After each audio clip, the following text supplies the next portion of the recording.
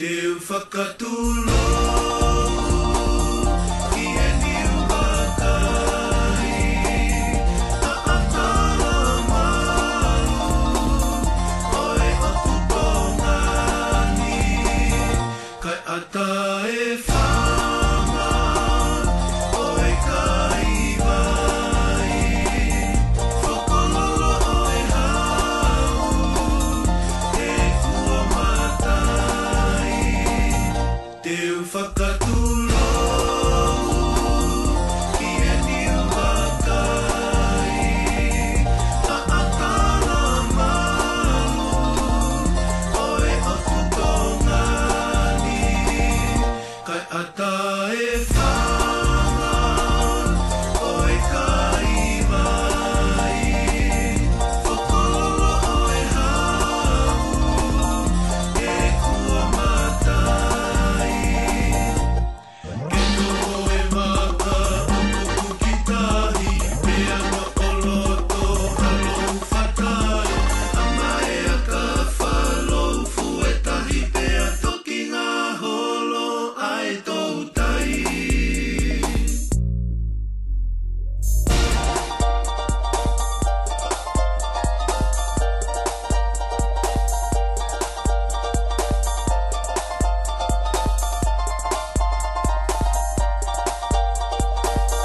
Li singi e vai a te holo ke mama ke whakamo oni e ao whiwala o tale o whangarei o e ni e tala o ulika e ewa o hono mamana li singi e vai a te holo ke mama ke whakamo oni e ao whiwala o tale o whangarei o e ni e tala o ulika e ewa o hono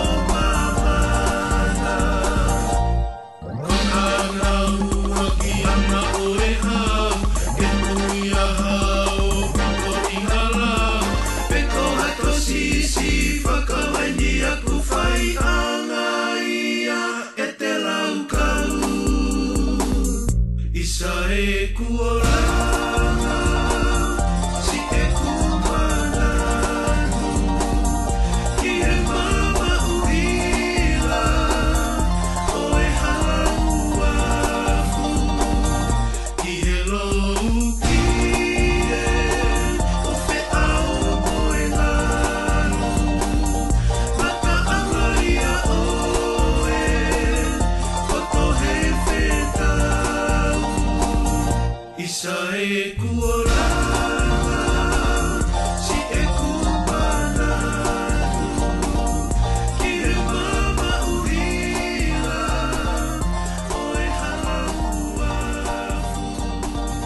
ki he lou ki e o Fai'aho moe nganu Ai tu ke whakakato e whatongia mo e o wau e aho whakakoroa mo e aho mahuinga ko i. Tau ki porokalama ko ki porokalama nou te. Watatau ke tuunga ki ai e apea mo e aho. Te ria e kau kou rekereka. Ko i a kau mo toke taa ku mahuinga au pitu. E nga moile rei. Tapu ke awhia e o tuaho tau rotorotonga. Tapu ke whanau wa mo puna ho eiki. Tapu ke whare matapure. Pa tapu ke whahu. Tapu ke witou. Pa tapu ke kalama. Tega paksonas. Mona ongo whamiri. Watapueni ke familia Fai'aho ku. Watapu ke familia o Henatasi. Watapu ke kainga ofa. Ke maheni. Watapu make heni ke Sione uku. Ke kia heti. Mokina tolu tatoka he apini. Tupe mua ke puke whenga maari ke tali le rei ki mou tolu. Huafa ta weiko sisu kalaisi. Whafonga atua hena. Kalama pe mo paki. E nau fia mo loto honga ia. I he ofa ko mou whai. Tuku hifo mo ua mo taimi. Ka mou lava mai e ahoni. Ke tau whakailonga lava e tau taha. Mā vai mo tamai. Koe huse pānita. Koe toko ua, koe tuanga ane. Mo lava ke tau whotu ai Maka koeni. Ke whakailonga aki. Ai mo ui, ai tamai koeni. Koe aho benia e fia, family. Aho e whakawhetai. Aho e ikuna. He ofa ko whai he o tua. Whakahoko e amanaki mo e whakaamu. Ai witou mo e ongo whanau paea mo e whakamoko puna. Ke whakailonga ia e aho koi. O tau whakawhetai ko toa he ofa mo tataki ko whai he eiki. O lava whakahoko ai whatongia koi. O pehe, ai ofa lahi atu. Me he witou, e mea kalama pe mo paki. Ka inga ofa, ongo family, mo ki mo tolu hono kotoa. O malolahi, mo tai derei e whahu. Whalangilango whai he aho koeni. Pea mo hono mahu i ngā. Take toi whakaloloa. Ko tala mai hena ko hae nou taha. Sio ke anga tu e a. E spera pe tau ki himi, vespe e ua. O si pe whai ki pou nou. Pe whai tau lotu. Ka tau toki hoko atu. Taha whaa himi. Eiki koe ofa au, koe moana loloto. Pe ngalo hifo ki ai e kuahi anga hia. Pe kua ufi, e ku kovi ko toa pe. Eike koe ofa koe moana loloto. E anga lohi foki ai e kuahi anga hia. Pe aku koe ofa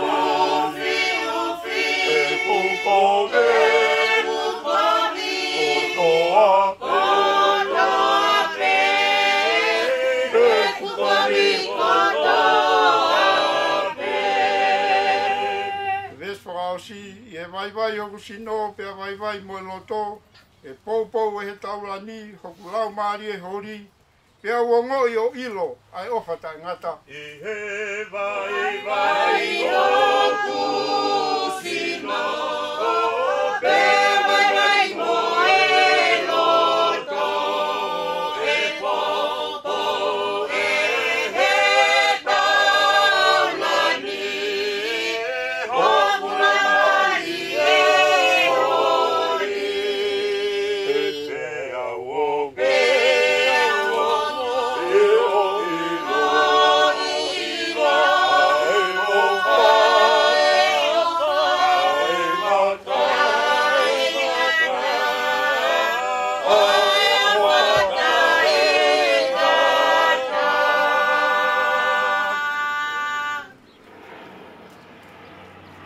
Sa me pe ku omi e whaiaha ki pou e aho koeni.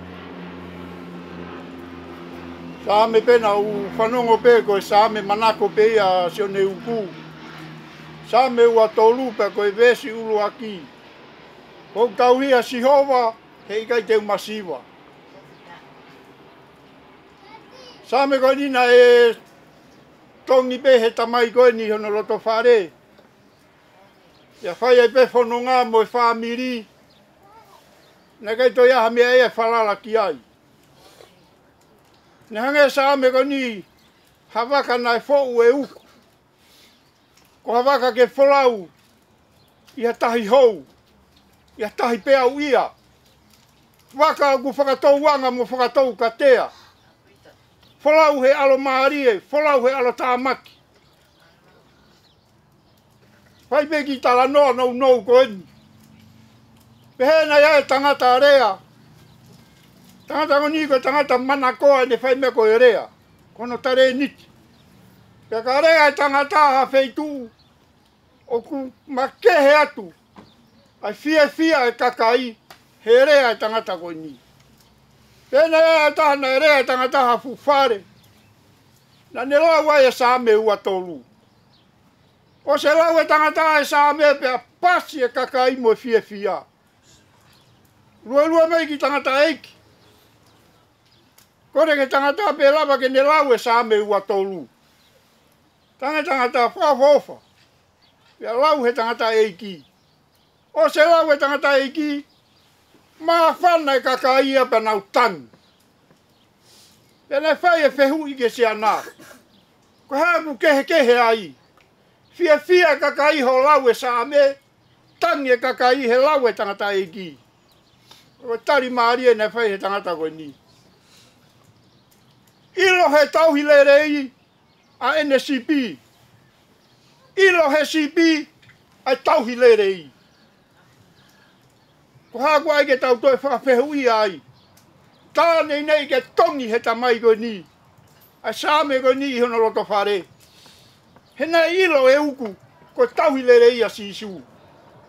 Ilo he sisu ko hane CP ko Sione uku. Tau whakawheta i e a koe. Whatawange pe. Hongo whamiri. Whahu. Kau ngā whanonga. Kau ngā maheni. Kai ngā ofa. Tō e saame koe ni o whanonga aki. Tongia ki he loto mo ui. E kia mahu inga e tau mai koloa. Kai more tau himea tik tau tolu. Ka tau ka masiwa e koloa ka tau maua sisu. Raka nge ia. Ia toi mea he mama koe ni. O whalahi atu ka tek mou tolu. Kai tu ke puke whenga maaria koe ni. Ke whaha tau loto. O tua mafi. Ko koe mau tamai fungani alo ofa e a Fiona. Ko mau sio mata he pong koeni. He tokonaki mea lerei e a Fiona. Ko mau tai maaria i he hala whono ngā. Whakawhetai lahi e mau ui. I he ofa kumi mai e a Fiona. Ko mau lawe manu ai he aho whakakoloa koeni. Pea mohono uhinga. Mau iheni he aho koeni. Koe fia pe mo e whakawheta. Whakosia he tamai koe ni. Ai tauta. A ene maa wae mo e whamiri. I he pure maa onioni ai a Fiona. Lava ke mau whotua i ha Maka he aho koe ni. Ke whakamanatu aki ene mo ui. Ko koe bea eiki ai Maka aku lau i kua ngā. Koe Maka koe ni o whakataimi pe. Ka ku mahuinga ka tek mau tolu. Ke whahoko e whatongia koe ni. Ke whakamahino neongo kua ke ui atu e tamai koe ni. Kau kai ke more hono hingoa. Me he ofa mo e ngahi loto whare o whamiri. Koe mau lo tū pe eiki. Ko koni mai o kau mo ki mau tolu he aho koe ni. He o wau pa mo e whatongia ku mau hanga o teu ke whakahoko. Kuku ke tataki pa whakamonuia mai he lau maari e a Fiona. Kai tonu pe a whaingofua e mea kotoa pe. Tā puaki mai e makani whakamonuia mai a eiki. Tā puaki mai e ui tou siki whanau mo whakamokopuna. Whai mai so nau whakakoloa. Whai pea me langina. Si i ongo whamiri mo e kāinga ofa. Kau ngā maheni. Ko mau whakatefua he api e kini. Tā puaki mai eiki. Toko ni mai ka tek mau tolu. Tau kau pe mo koe. Whakakakato mai ngā ue mo e o wau. Mo whatongia mau hanganaki ki ai. Ka e tuku eki ke hanga whakaola angea mea kotoa pe. Tuku ke loto iho merino mo wheafofania tek mau tolu. Ka mau ongoi. Ko koe pe ia eki. Ho mau tauhi. He kai ke mau masiva pe te mau tua tamaki. He hala whanonga ku mau whanonga ia. Toko mai a tua whakakato e lotu ku hake atuni. Ia sisu kalaisko alo ka ko mau whakamo ui. E meni. Sai. Koe taimini. Tuku atu peki he ka hena. Ke whai e o wau e Maka. Whakakakato e tawhako ia pe a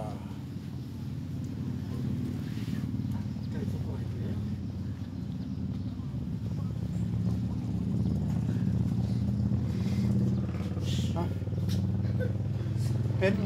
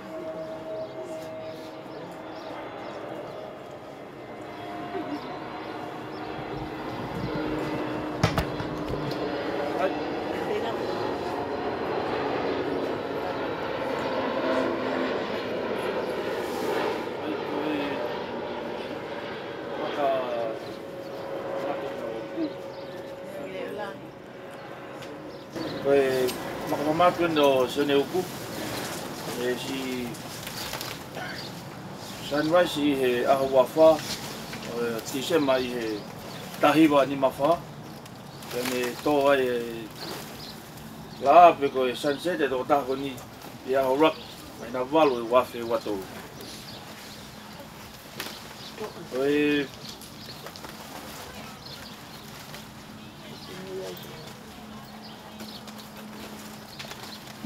devout husband of Henatasi and our beloved father and father-in-law of Joycelyn Hetty and Kolopeni Pipita, Fare Kalama and Marisa Uku, Paxonasi Uku and Mia Rocha Puku. Beloved grandfather of Jocelyn Lupina Pipita, Saint Lin Lupina Pipita. Tresemi Yuku, Sione Uku Jr., Christopher Paiolani Yuku, David Kauhoke Yuku, Paxonasi Yuku Jr., Mere Nivea Hope Yuku, Henatasi Yuku Jr., Andre Lucky Yuku, Joycelyn Hetty Yuku Jr., and Ada Lama Uku. Oe Vesti whalafola ku whakoloa ke Maka koni he ao ni. Ko e tohi Sione no wahe tolu e no best taha no. For God loved the world that he gave his only begotten son, that whoever believe in him should not perish but have everlasting life.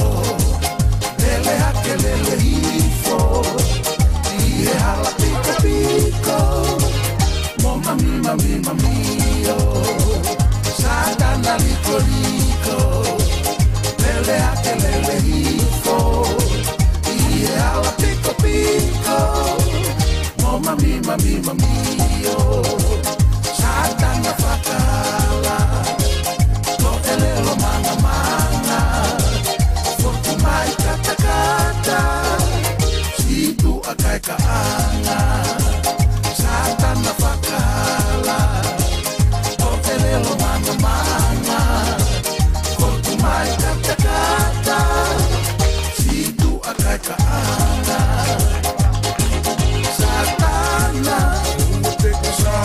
Satana, auna tuinga mala. Satana, Satana, Satana, Satana, auna teke Satana, auna tuinga mala. Satana, Satana, Satana, Satana ngutulau. Que no comatu O herwe ue whanau Te whakatupu mau Satana na kovi No whapehe telefoni Ke whai pesi o no whoi Ki he kakai o kumooni Satana ngutulau Ki kai teke no whamatu O herwe ue whanau Ka whakatupu mau Satana na kovi No whapehe telefoni E whai presi o no whoi Ki he kakai o kumooni Satana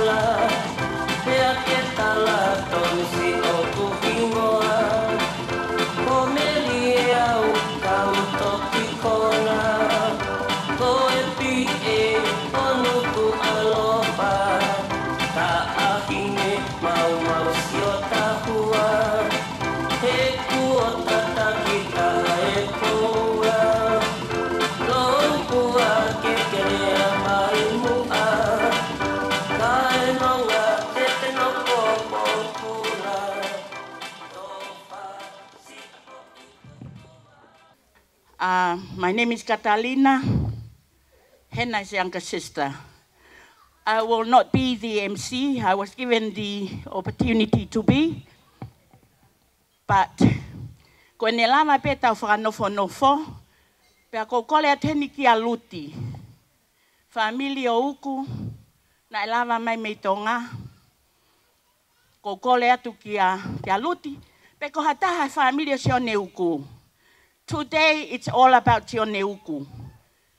Ke mo ka taki mai, ko mo whai whatongia ocean ki homo tau kete, pe mo sino uku, ko mo o mai, o whakalele e tau polokalama. O kui kai ke aha polokalama, koe polokalama, we will go with the flow.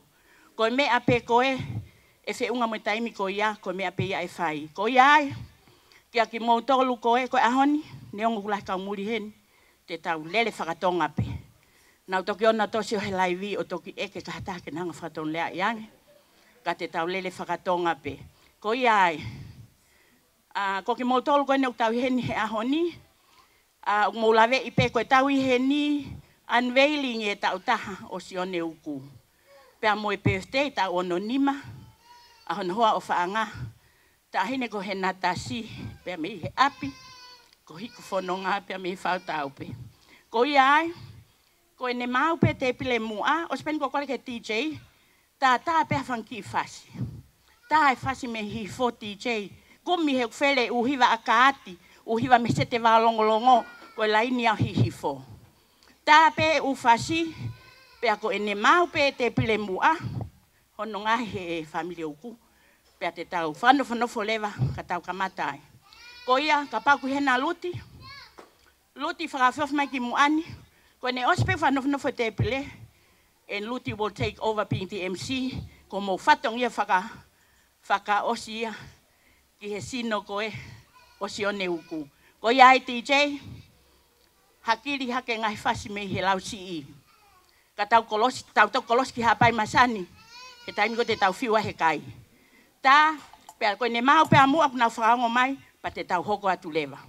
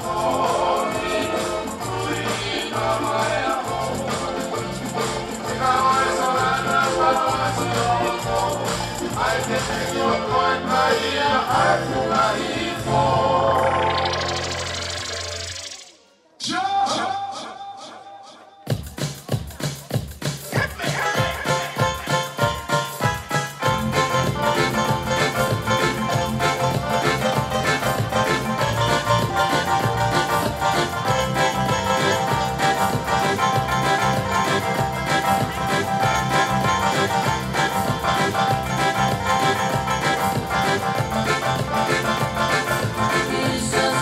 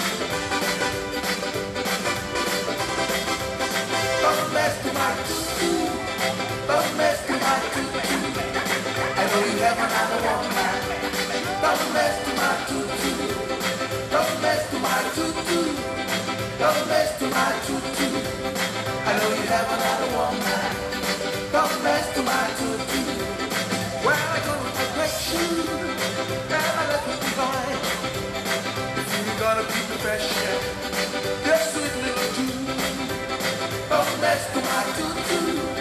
Don't mess to my tutu. I know you have another woman. Don't mess to my tutu. Don't mess to my tutu. Don't mess to my tutu. I know you have another woman. Don't mess to my tutu. What you think is too much, but it's my test time. I know you have another woman. Don't slip your face. Don't mess to my tutu. Don't mess to my tutu. I know you have another woman. Don't mess to my tutu. Don't mess to my tutu. Don't mess to my tutu. I know you have another woman. Don't mess to my tutu.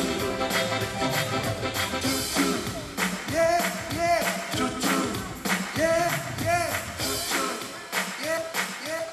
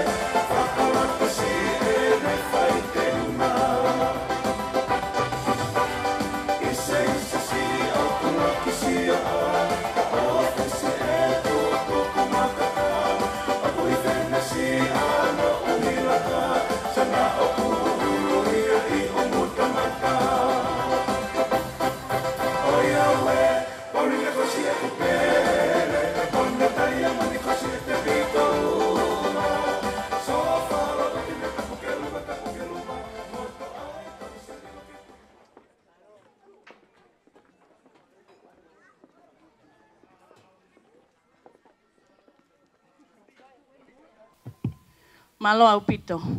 Kuo whakahoko mai pia me he familia uku. Ko mau e te pile mua. Pea ko ia ai. Te whai pia whakanofo. Pea te mai lewa aluti na kole kia nai. Pe ko whangatua. Hata pe familia uku. Ke hau ia MC he ahon ko mo whai whatonge whaosia. Ki he sino koe o Sione uku. Pea koe tau whakanofo. Te tau whanofo lewa he taimini, pea koe ne lava pe whanofo, pea te kole lewa ki whai whekau. Ai whamili pe uku ki a Lio, ke ne whakahoko e tau lotu. Lotu i ai, na usilava lotu e Maka uku i whai toka. Lotu i ai PFT tau anonima e hoa o whaanga uku. Pea lotu i ai pe mo e tau mea toko ni he taimpe ko ia, pea te tau hoko atu lewa me iai. Ko iai ko kole a teni ki he whahu, ke ka taki pe whahu me aha ke ki o tangutu anga.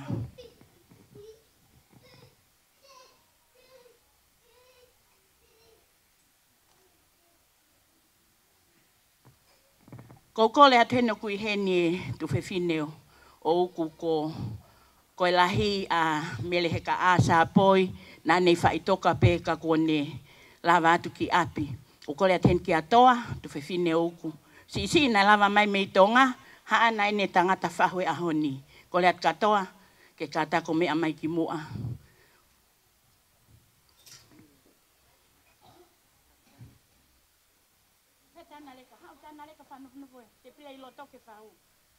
Pea ko leat hen ke whai whekau ke a Lilo. Lilo ke kātako mo koe o mea hake ki mua.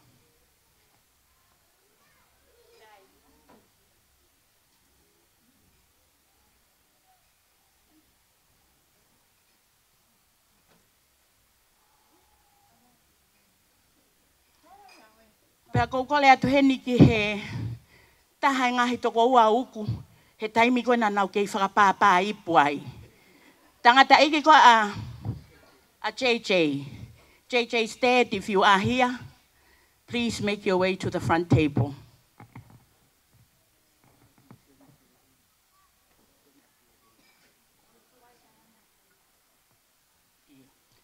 Ko kole atu heni ki a Sione ke Eleni, ta whaaki a Fai'aho ku, ke kātaki Sione, me a mai mo koe, ki he te pile mua. Kataki ko kui atu pe. Pe mo kataki o mo whakata o mai pe. Ko hono inga katau hoko atu.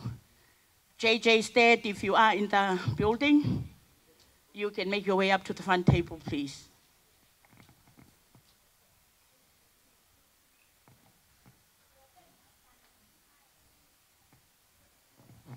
Ko kole atu heni.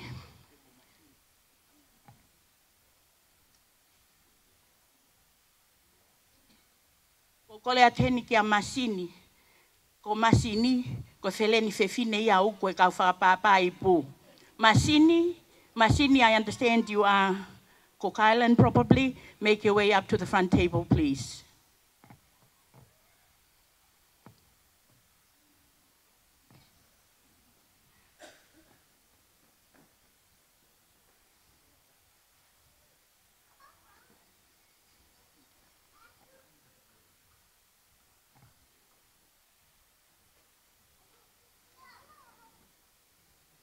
Ko kole atu heni o kuiai e si heni he mau ngahi whae. Kia Olivina ke kataki. Ke lawa hak moko ki te pile mua whafofonga. Ai ta whaak whae a hena.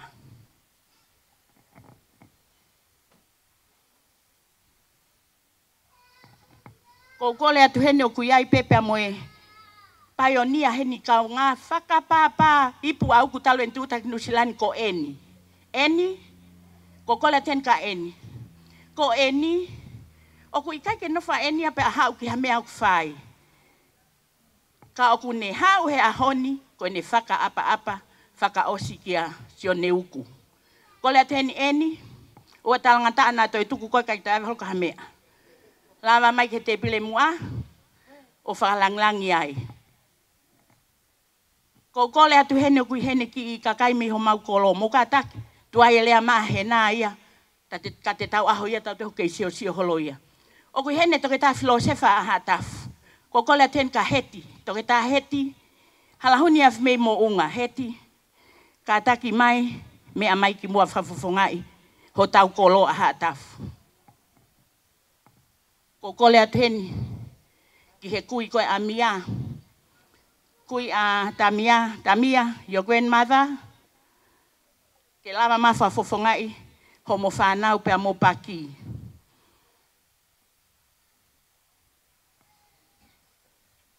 Kau kai ke lava my grandmother Tamia, I understand your dad is here.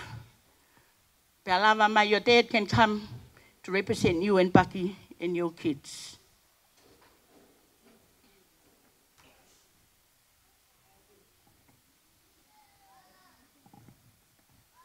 Lama kui hen hau family Morisa.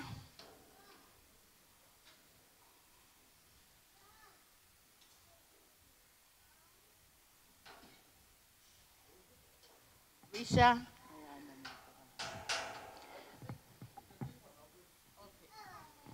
Ko kole atu hene ku hene whanau e lahi e mau whae. Ko kole atu hene kia ana nofo pe koe ana kata. Ko kole atu ko hoa o whaangana e peftei tau whitnoa ne a whi. Ko kole atu hene katoa ke katak ma whafofongai. A ki tau tolu whanga whae a hena.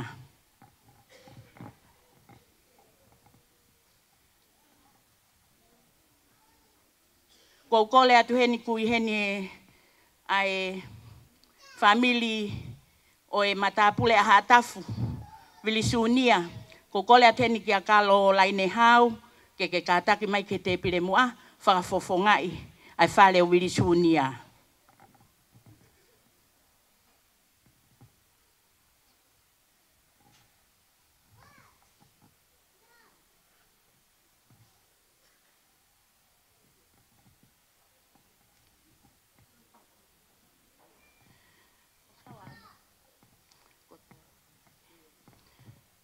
Ko kole atu heni ki he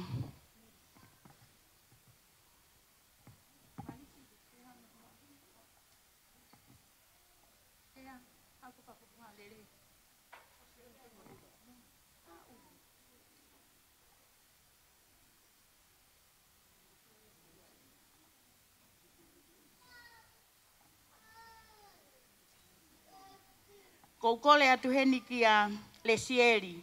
Lesieri hoa koe o luti. Le sieli, na lava ma le sieli me tonga ane afi. Ko kole aten ka le sieli ke kātaki mai.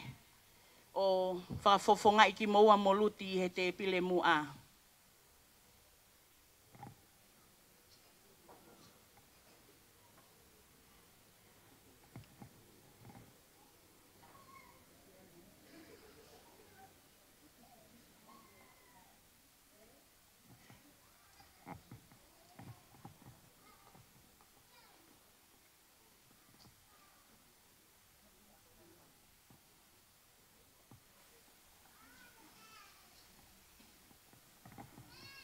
Ko kole ateni ki a te eleni.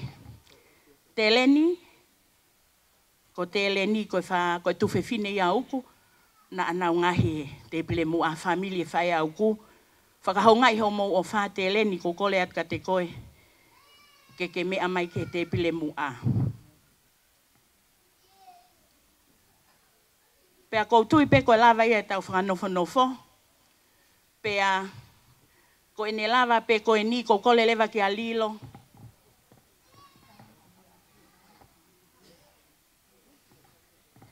Sai.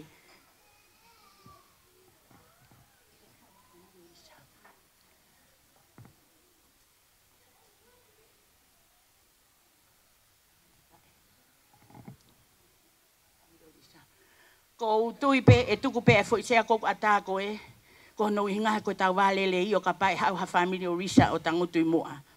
Risa, there is space there for your family o ka pau te nau tokto mui mai. Ko kole hen ke fai whekau ki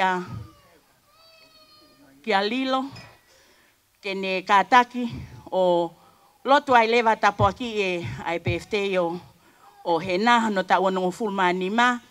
Pea ko kole ai pe ki a lilo ke ni hanga tapo aki e tau mea toko ni. Pea ko ne lama pe ko ia ko kole aten ki a whangatua.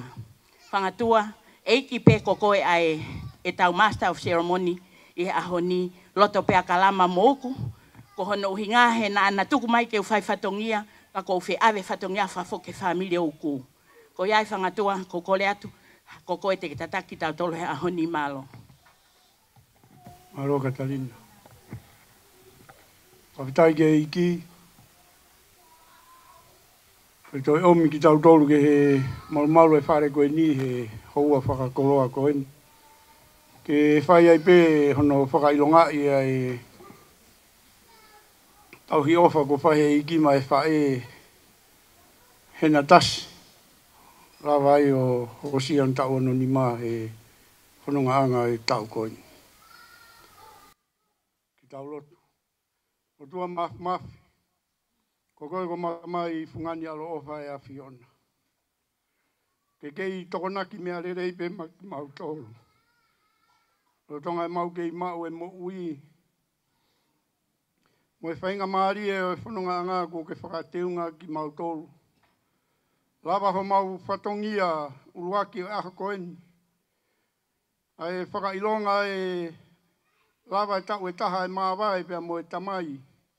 Ka ko Sione uku. Pia lava o whai mo hono whakaola mo hono whakotu hono Maka. Pa ko mau ikuna e whatongia uruaki aha koeni. I he ofa a tata pia e a Fiona. Koeni ku ke omi ki mau tolu ke he malu e whare koeni.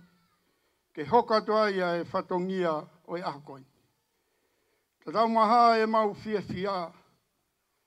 Ai lava ngahi whakaamu mo ngahi amanaki ko toa pe i he aha koeni. I he tataki pe a lau maari e a Fiona. Ko e mau fia ko e hoko sia e hena. Hono tau ono ngofuru mani ma. I he whanonga anga koeni. I he ofa a tata pe a Fiona. Eki kuo tatau maha e mausio mata tau feiva he mana mo ngā ue lava mea e a Fiona. I he aho pe koe ni. Ikuna whai toka. Mau hoko mai ki heni. Ko ikuna ia e taha. Ko iau sia e hena hono tau ono ngofuru maani ma. Tau mai a koha whanonga na whaingo fua ke whae e whita koe ni. He ulahi ono ngahi whainga taa. Ka ko ene tui mo ne whalala ke a te koe eiki. O ko tuunga e ne au sia e futau whakakoloa koe. Ko e maulo tūpe. Tā puaki mai si mo ui e whae koe ni. Ko e omi bea hangahi aho ma ene mo ui, mo ene whanonga. Pa tuku ke ne tui mo whalala bea kia te koe eiki. Ko koe be ai tauhi lerei. Ko koe be te ne ikuna e hala whanonga. I he ene mui mui mo ene tui, mo ene whalala kia te koe. Whakamanu ia mai ia. Pea mo si ene whanau mo no whangamoko puna. Tuku ke nau kei ia te koe pe eiki. E taimi kotoa pe.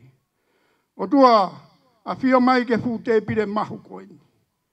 Ko teu teu he whaamiri e whaea Sione uku. Tau mai a eiki. Koe puri ai whawhonga. Oi tamai koe ni.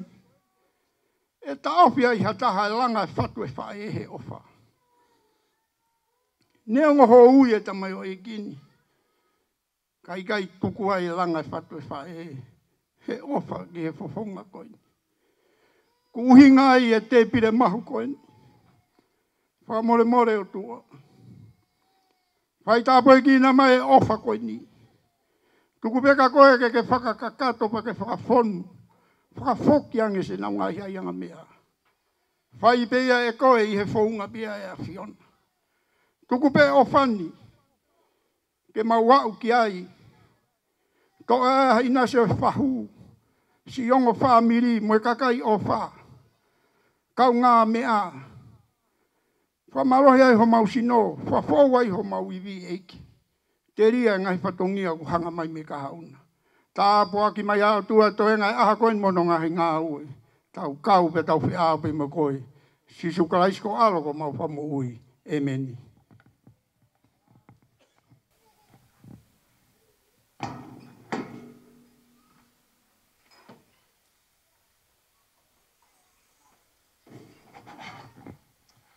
Kore peke u whatulou atu.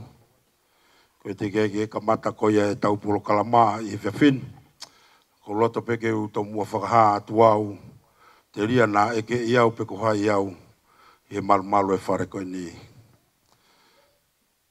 Ko au o kou malu i pia mo e o whiawhin e o re la mani. Pea kulahi e whae au ku. I he whae o whiawhin e koe ni. Pea koe ngotunga ane koe hoku mari maa au pito. Pea pehe ke toko taha koe nai whakareange hau me na hau koe me tonga toi maa pepe moia. Pea ku pehe ke utu mai au whakakato sio mau whatongia haku mau ka inga pe. Pea koe huinga ia e kui heni i e whiawhi koe ni. Ka ku te kiaki ha tau poro kalama, ka te ukau whakataha pepe mo Katalina, i hono koe hape mea tene tala mai, koe mea pete tau mui ki ai. Ka koe tū koe ni kua ata e te pile ia ke toko taha kotoa pe, ka tau toki hoko ate tau polo kalama, te whatatari ka te ki nau tolu. Malo au pito. Ka mai bea tau ngai whasi te, pea kua ata e te pile ke toko taha kotoa pe, i e whiawhini.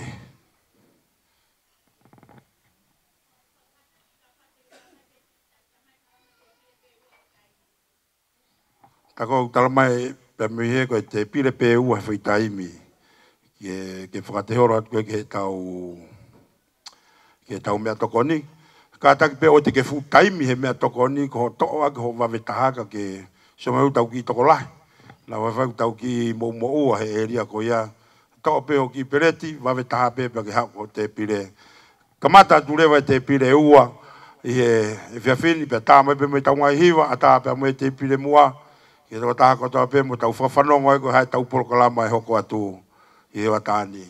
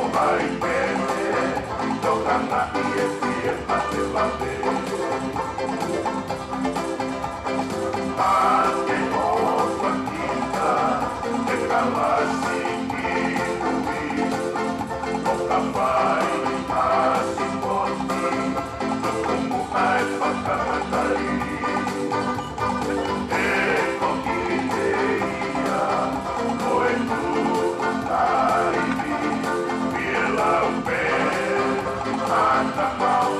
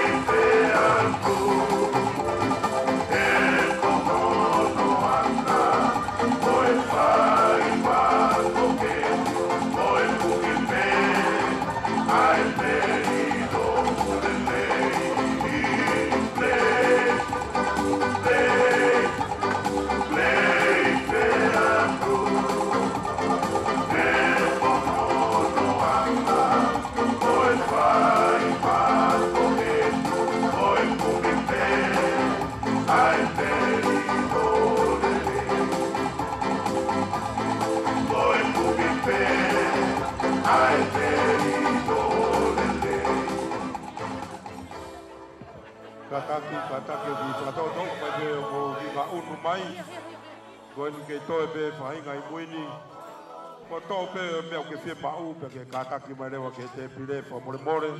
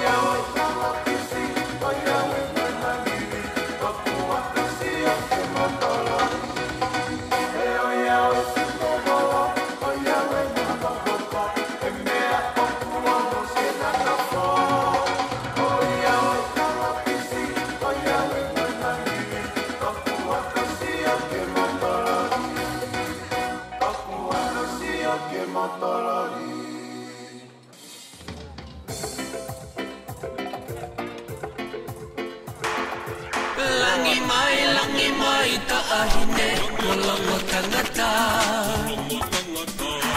Peko e ofani iho maloto ki o fofonga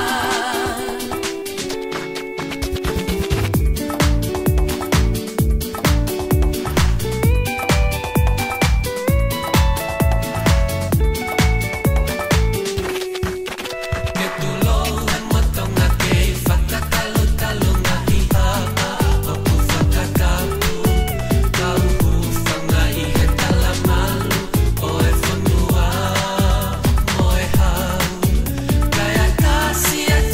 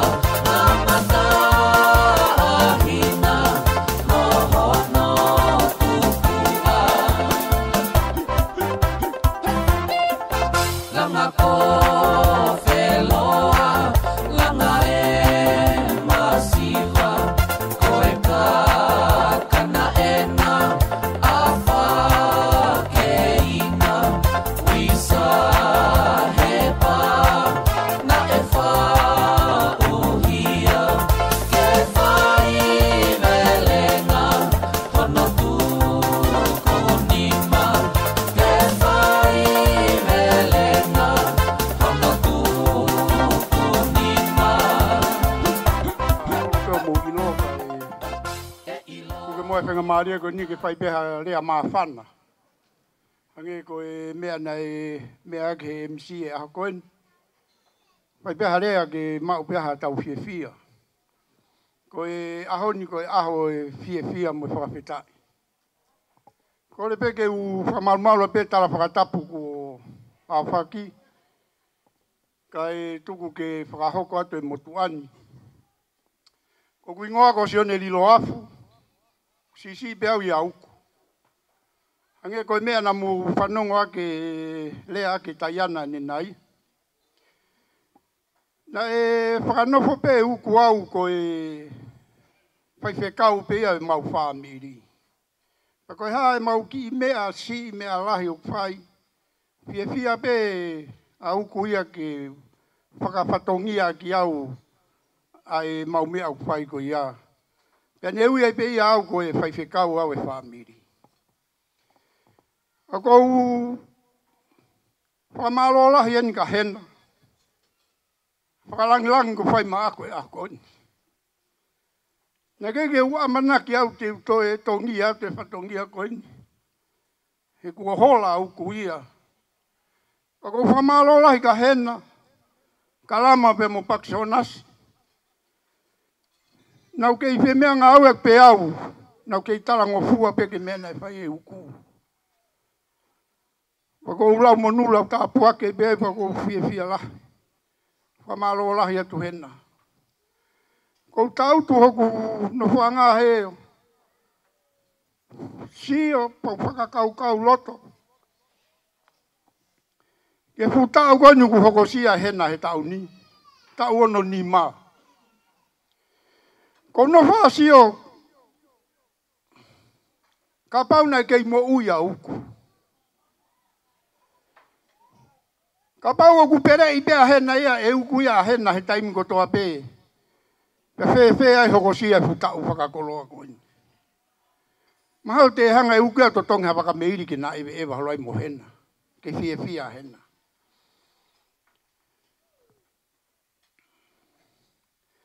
Hena. Whamanata peka te koe, neongo koe si iau he ia uku. O ke kei kuini pehe mau whamiri. Mau kei whakaongongo peka te koe. Ko tanga hena. Ko tupu ake kai tonga. E ku whanongo ai. Ko e haongo mātua. Ko wale pe ko malolo e tangata iki. Pea whai ai whanonga ai o lava e tau e taha e malolo e tangata iki. Pa ku te whanonga atu ke whaamiri ko e nau atu ngai. Hui a e tawanga a. Whasio aha o whaanga e taha e ko e na ko lava e tau e taha. Ko ke ikuna. Pa ku whakahua pea kuia ka hena tamai hena. Na aku whiri ko hoku kakala pe au tohi tongi ko hoku o whaanga. Tapu pea tapu. Kai to iaha taha ia. So ne uku toko taha pe. Ko iai hena. O whalahi atka te koe. Ke kei kuini pe ho tau whamiri. So mai ko kau whisi ngā ue ni u tau tua tu koe. Ko lolohea e, ko salome e, ko siria e. Ke whai mai puiga te ngau tolu. Ea whatawange o tua mo ofa lahi. Ko ke whai mo whanau he aha koeni. Mau lawe mo nuai, mau whakamalo lahi atu ke te koe. Whamalo lahi ke si whae, whamire Fai'aho ku. Ngai mea kai lahi, ko mo Fai'aho koeni. Moni ai pe, e ngalo a pe, he whatu e whae, ai fofonga e tā maa. Fu ofa ko mo Fai'aho koeni, tau fia ko toa pe ai. Whatawange o tua ke whakaiwia ki mo tolu, tā bua ki ukulahi. I he ofa pe mo e nima whaki ko mo whai, he aha whakakoloa koeni. Pepe ai rea, hufanga pe he lotu, ne hao mo tau iki, lewe maranga, tatau atu. Malo, tau whanau ke rea, whakoloa, ko mai o tau loto ngā i e hoa tāni. Ka ku holo peo mo ilo, ka kei atāpe, a rea, ko ne taimi pe tau ngāo e whine mātua ke hena, pe tau toki sio atua i he hoko atua i. Te mauto e tā atpea ki whasi. I e whiwhini whaholo ako mo ilo, o mau ki whakata atu pe, a mai ka ke he taha kotoa pe. Malo.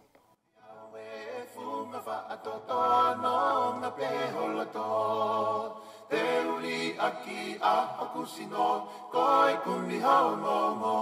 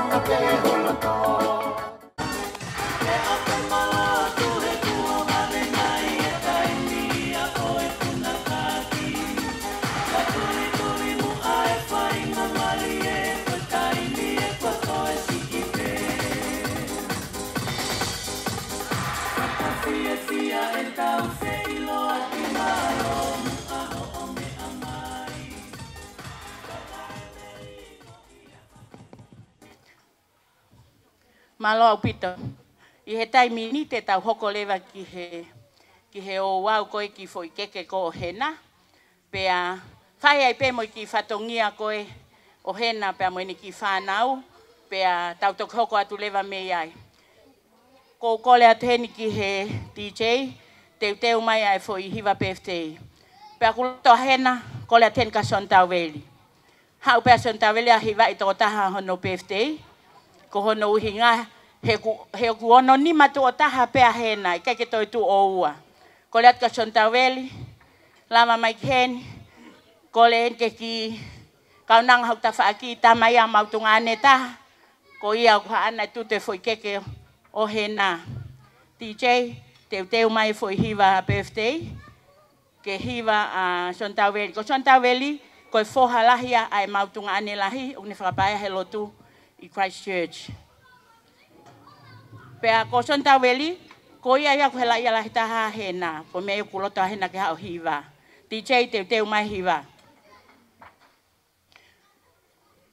E ulak puhi e hena ne keke, pea tau toki hiva leva.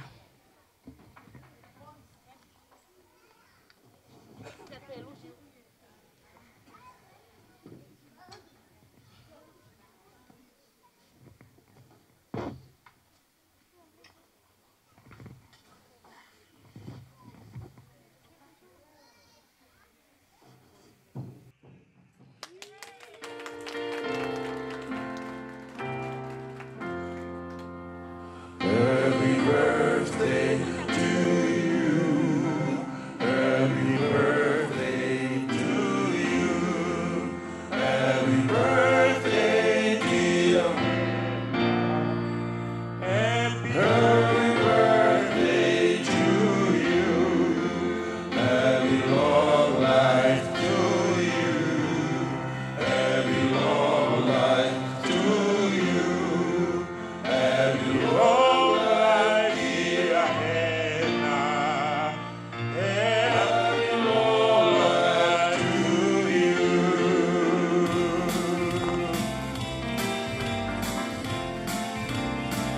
Congratulations, our Lord. You found the answer. You found the Lord. You found the real life. You crossed the border. Congratulations, our Lord. Congratulations, our Lord. You found the answer. You found the Lord. You found the real life. You crossed the border. Congratulations, our Lord. Congratulations, our Lord. Malo, katoa tau whakapapa tō tolu ka hena. Hip hip! Hip hip! Louder. Hip hip! Malo. I he taimini, ko ki foi keke o hena. Na toki tukoso hake pe, a ki peftei o hena, pehe ni ki whanau mo whangamopuna. Ke ai a lewa hena I hoko peta o anonima o hena I he weekendi. Pea ki mo tolu koe nang maulawe mai whiwhine peftei. Na I whanofo mai pe euku mai whaitoka ke ne hoko ko whiwhine ako naki. Ko I ai ko ne tata ako naki ai he aho ni. Ko I ai. Koe o koe ai e ki koloa. Koe koloa uluaki. Koe whalafihu taha nima. Awhi aki ai whātu walu. Kie ki aki ai fihu whatu whā. Koe ai mohono kawha pārangi. Koe ai mohono katoliki vai.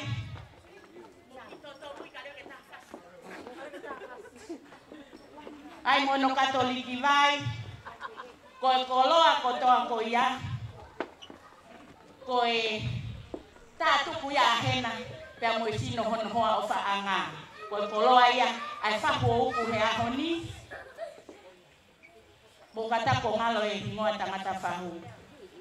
Koe hingoa, koe koloa koe, oku o mai kiloto, koe koloa ia whahu uku, tamasiko a whelangi.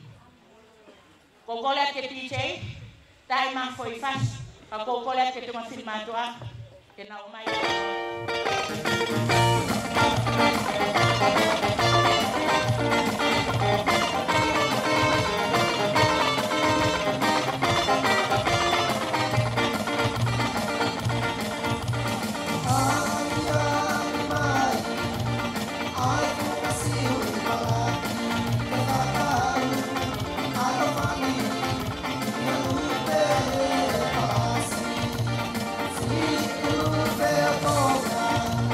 Maka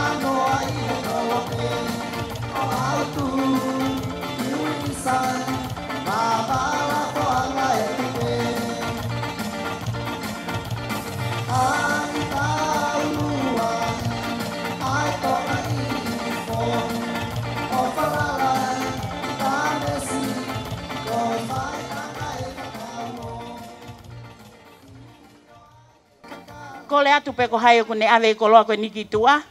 Ke mo ka taki atu o ave ki tua. Ka tau hoko atu.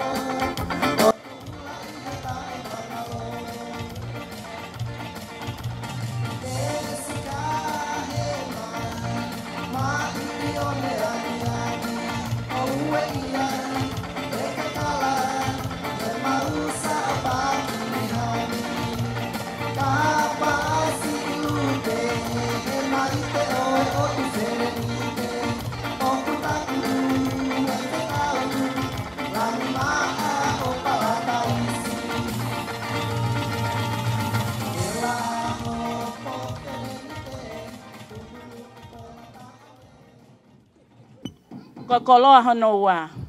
Ko e koloa ia ai fai whekau whaka whamili a Sione uku ko Lilo. Ko e hono whala aofi pia mo hono mono mono. DJ, ko koleat ke tā mawhas.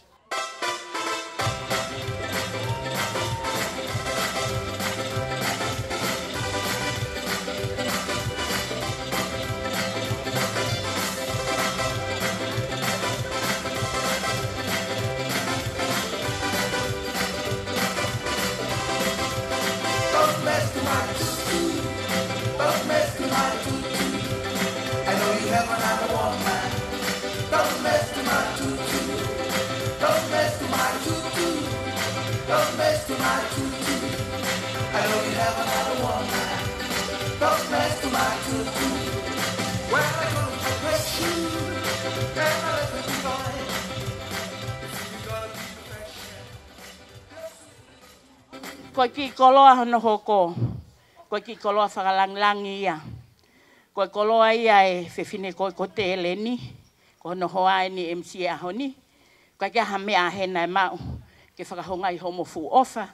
O ku whai maauku. I a honi. Koloa ko ia, koloa whalanglang ko ia.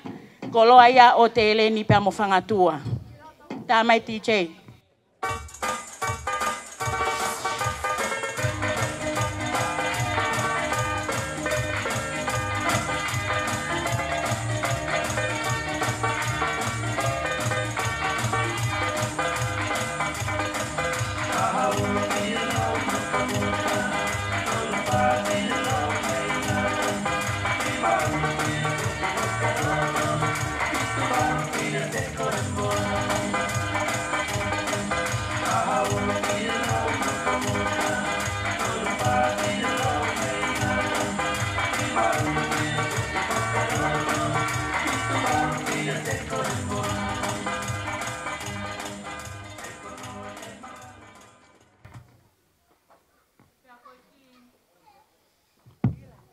Ko ki koloa whakalanglangi whakaosi. Ko koloa ia ai best friend o uku. O ku ikai ke nai heni ki na ua. Ko e tangata ko angina Fiema'u. Pea mohona hoa ko pesi. Koloa whakalanglangi ko ia, ko koloa ia a pesi pea mo angina Fiema'u. Pea ko ki koloa ko ia e tuku pe ia i muini heni mo te whaifewhanu hake ki loto. Ke tok whakaawat pe hena. Ko nau whare ngā we ni ko next door pe ia e whae apini. Ko ia i koutu i pe. Ko e lava ia tau whatongia ko ia teu i he kumau koe mai kā ko ka taki pe whangatua. Ko kole aten ka sontau weri. Ka taki mai o whai halea whakamalo ai whamiri o hena pea toki hoko atlewa MC mo ne tutuuni ke ahoni. O se hanga pe hena whafufuang ma Amerika e tuku atoa ia kui he ni. Pea koe koloa koe na angina, koe pe mohono umu. E tok pe hei hake pe e kalama pea mo paki i tua ke whakaau ke angina. Ko lea ka Sontaweli. Sontaweli ka taki. Lava mai o whai lea whamalo e familia o hena.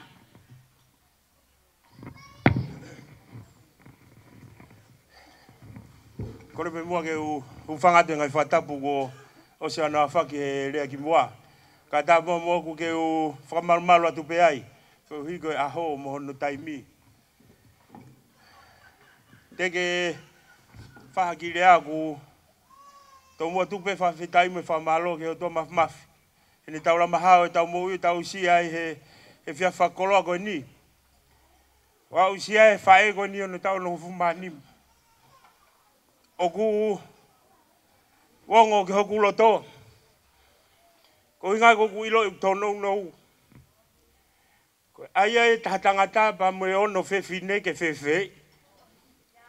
Aku ongo e kou si olo alo e taimi pe holo ko toa whanga meitanga. Pe aku si o ka henao ko ongo lahitahi a ki te mautolu ko e maa ihu pe e ko no ngahi ena. Ko mau whetangata mo e fefine ngahi aho ni. Kai peke ngatai au ko whanau a kalama. Ha whainga kaure ka pe ku fau e apa hena. Lau pe hena ko ne whanau. Pe ko ongo e masiva he whiawhi koini. E hange mai ne umau e koloa mamani hena.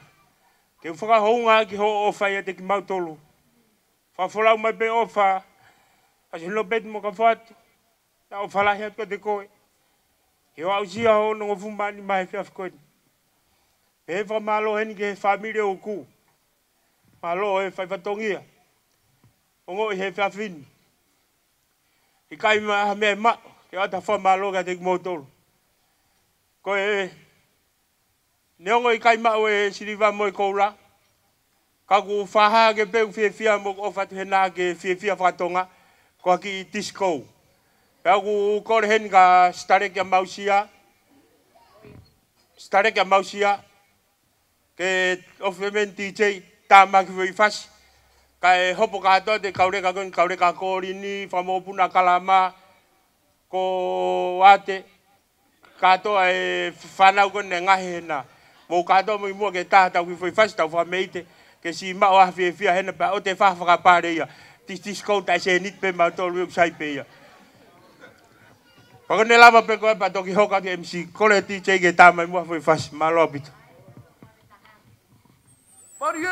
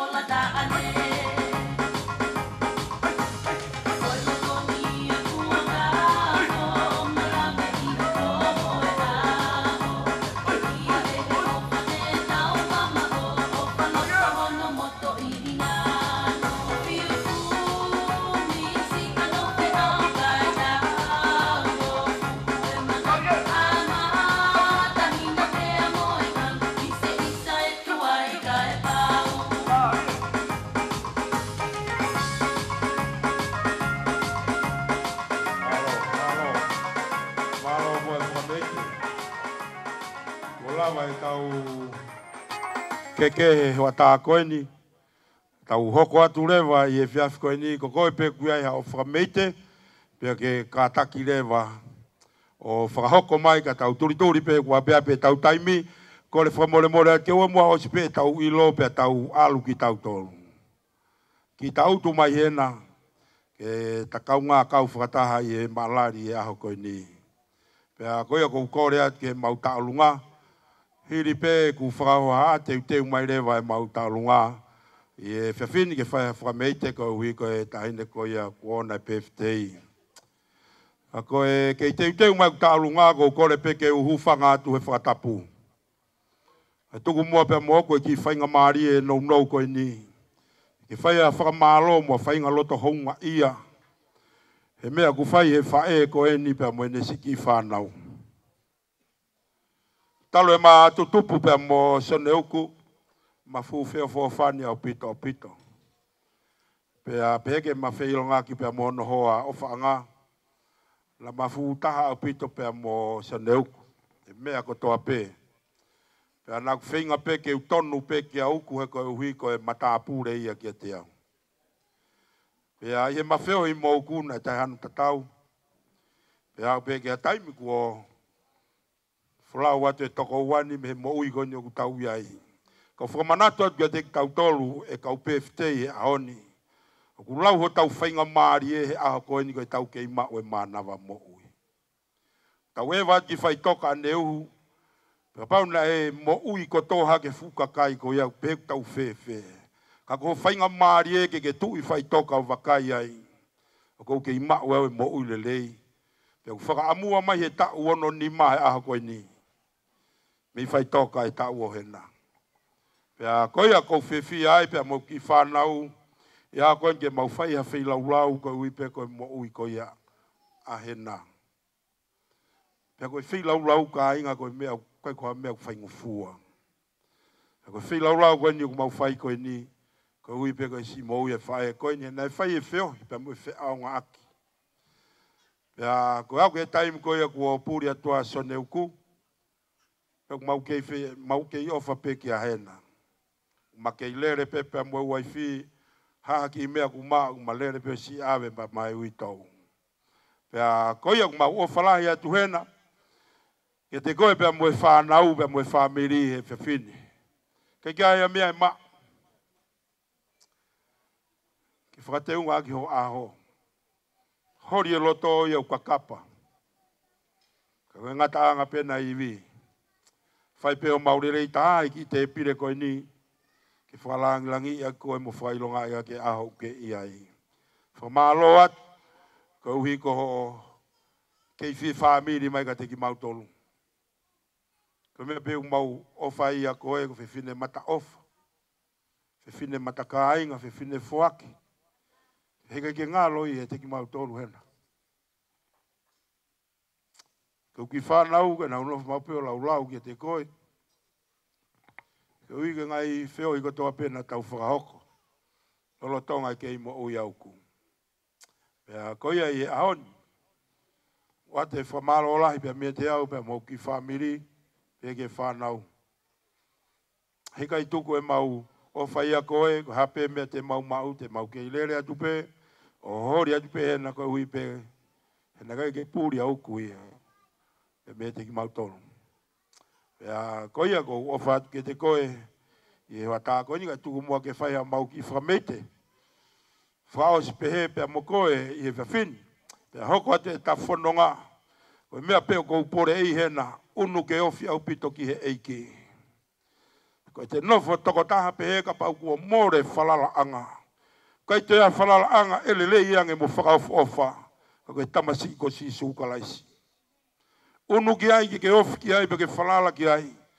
Ave ki ai ho kotoa mo mamahi mo mawhasia. Kai whai te unga si sukalaisi o mo ui. Pea koutui. Te ke ola le rei koe pe te ke mo ui koe tupu. I e mo ui o tau i ai. I e taimi o tau ofi ai. I e loto ngā o tua. Koe ko ofalai at ke te koe. Pe ko kuhoa. Pe ke whamiri. Pe fo ke foha koe na e si lere mai pe a mei tonga. Whamalo at ke te ia lut. Malo sila makaka. Toi ngai whamiri koe ni ka ainga koe mā lai whamana wa e. Koe peke nau lava ki nau tolo asia whainga mea. Upeka sone uku. Koe a mea mau mea whai e teke pea ue uku ke utu peo. O whai e maurea mo whunga katoa mau tolo. Koe ia mau ofa at ke te koe hena. A tu ke whai mau whameite. I he whiawhi koe ni malo au pito. Whawhetai ke iki. Ko whamore mole atu hange ku mautoe whakaloloa. Ka koutui koe ni pe aho mo e whainga mari e whakaosi. Ke maule ai e tunga ane koe ni. Hena mau ofa atu ka koe. Koe ki tālunga koe nuk mau whai ko mau whamiri ku masiwa koe tālunga pe whangawhae. Ke mau whai whatongi a whakaosi. Ki a koe pa mau tunga ane. Ko te uke ke sola ke tota. Ko anga ku nofo mo tunga ane ko ni ko hape ki ka venga. Hange ko whakalau noa pau ke tā maka uku tanga kalama mo paki ke o mai e. Pea koe tunga ane mata ofani a te au. Pa ie ahoni o kou iheni mo toko ua. Pa mau whanau ke mau whakahoka tu pea ki ta alunga o mako puna. Neango ke ki tola e taha, kako mau whaha i pe mau whiawhia. I e aho koe ni pa mo i pe te ia tahine ko Henatasi. Ko lea tuheni ke DJ. Tā mai ha whainga whasi pe ku wawe, he koe ki moko ia koe ni o ku whiutengi ki hao Fiema'u tālunga, pa kore at ka Luisi, kataki mai o aluhake pe ki he ka Henatasi, ke ne to'o ki tola taha ho ulu pe auska e pa toki hoko ate tālunga, ai whanga whae au ku. Ko koe pehena ke ilo, koe ka inga ai whanga whae au ku, pea ke mea mai ko tau taimien.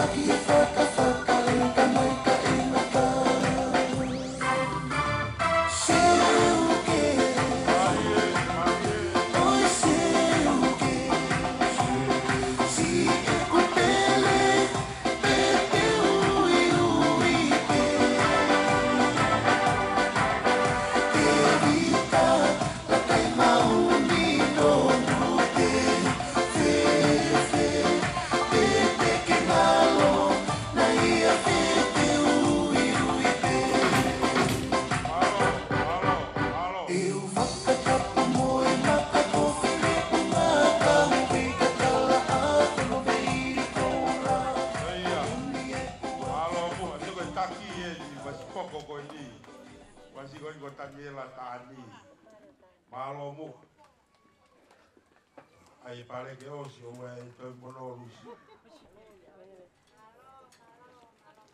Oia.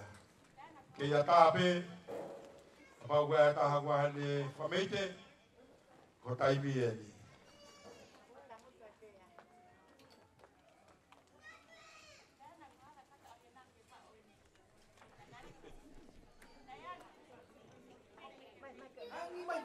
Kala mai pe o pasi, kala mai pe o pasi. Soke, it's okay, yo.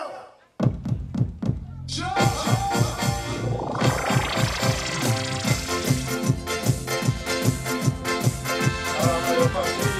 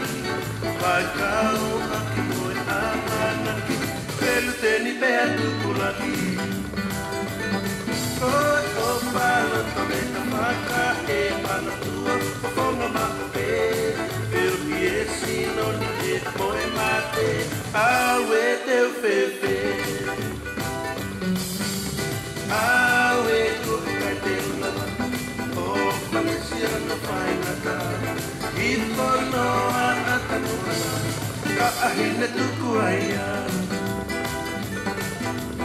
Awe kun kadela O panesia mapaina ta Ito noa atanu Ka ahina tuku aia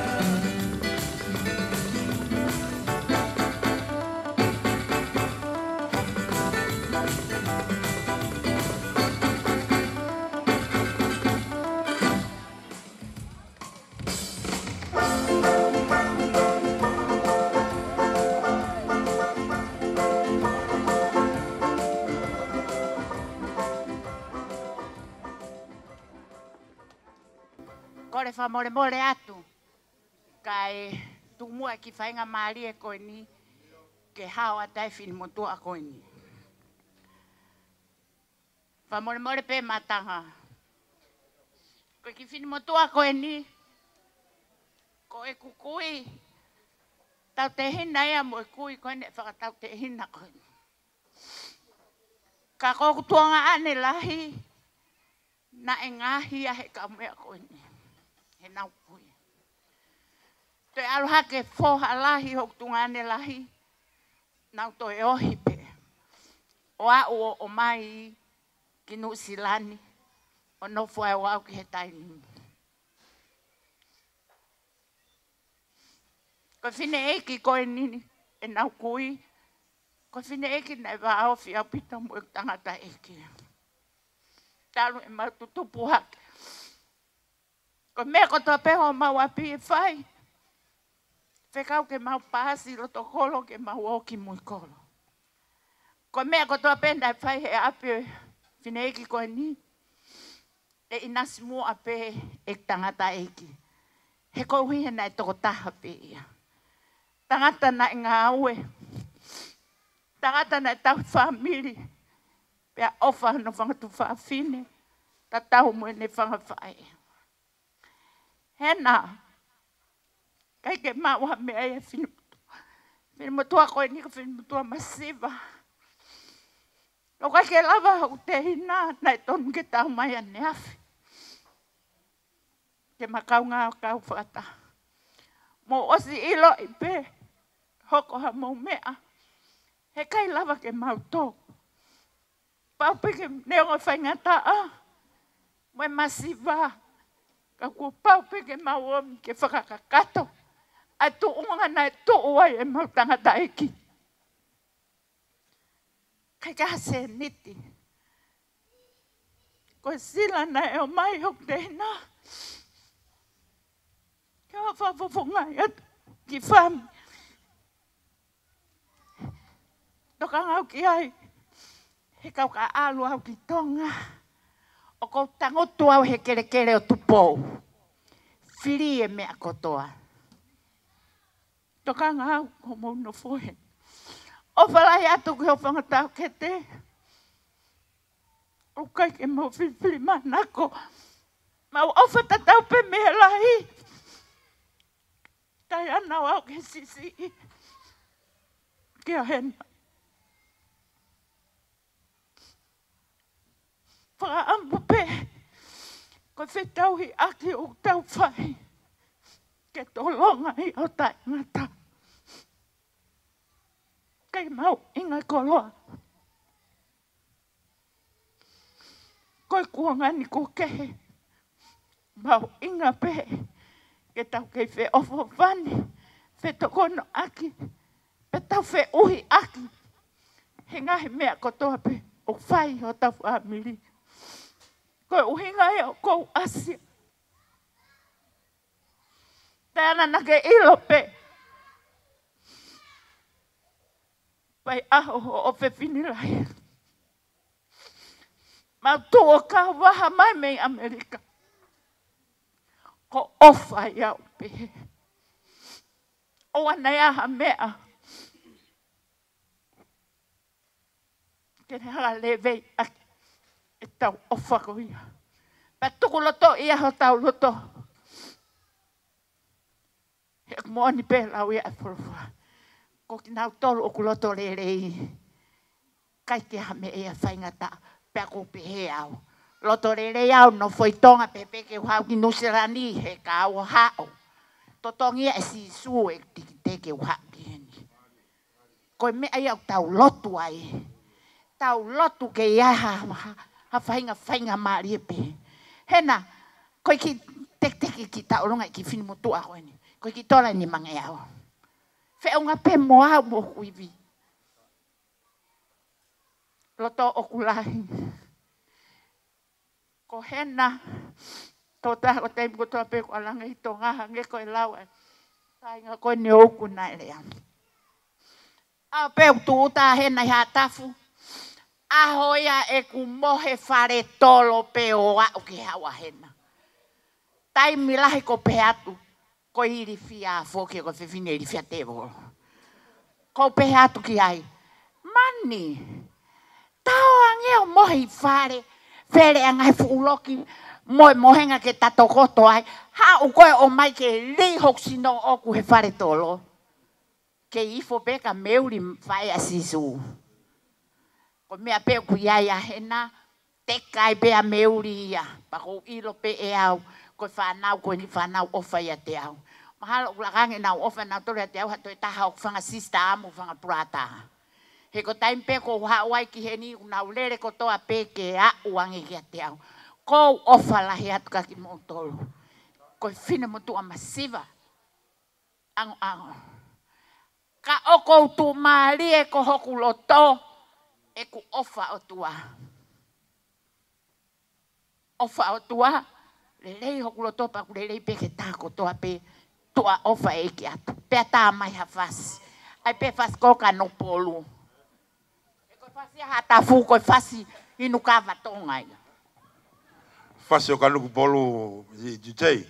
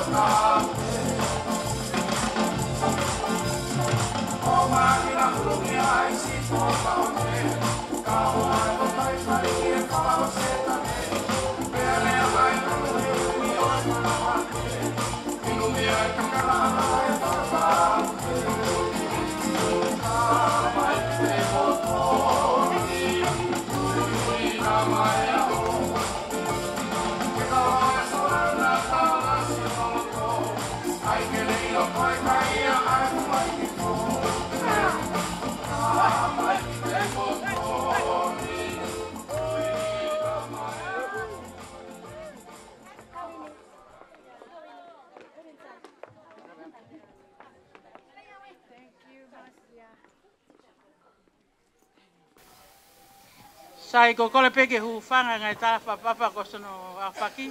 Kata mo ke whahaka ki whatongia ko ni. Ko ki tālunga ko ni, ko ki tālunga e family tamai ko a uku. Pea ko ose whahaka e Maka ia heka ko e me awha penu ai ke whahaka ke he tōtaha kon ko Henatasi. Ka kore peke e taki mai tau tahine tālunga.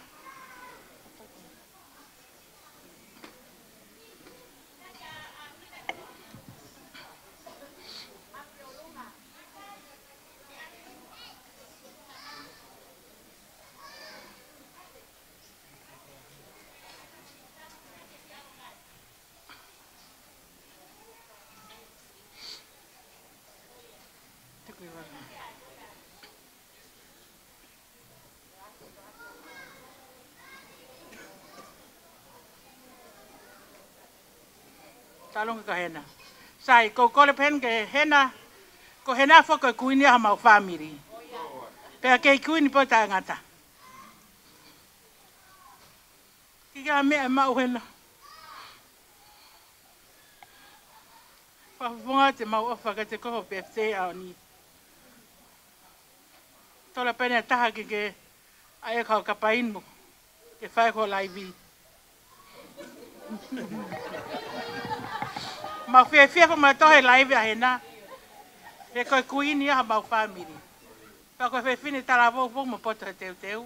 Pa mau pehe pe mau pling pling pe a pe teo hena. Ko la ngani ka ko ki tahine ko ni ko ki tahine pe si ya uku. Ka ko tamai tangata ko tamai pe ala ai hoko ya uku. Ko le ke mo hau ke ka hena ene to e pale.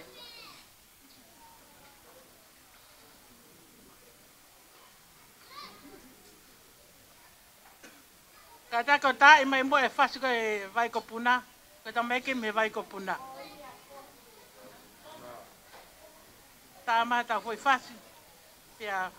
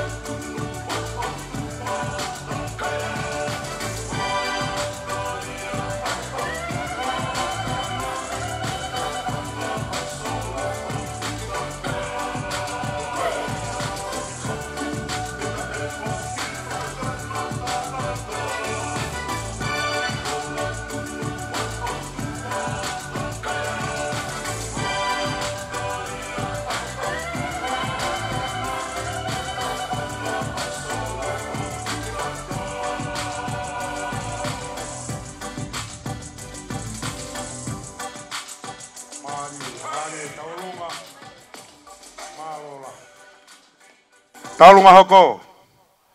Tahine ia koe ni pia me i pea. Malo mo lei.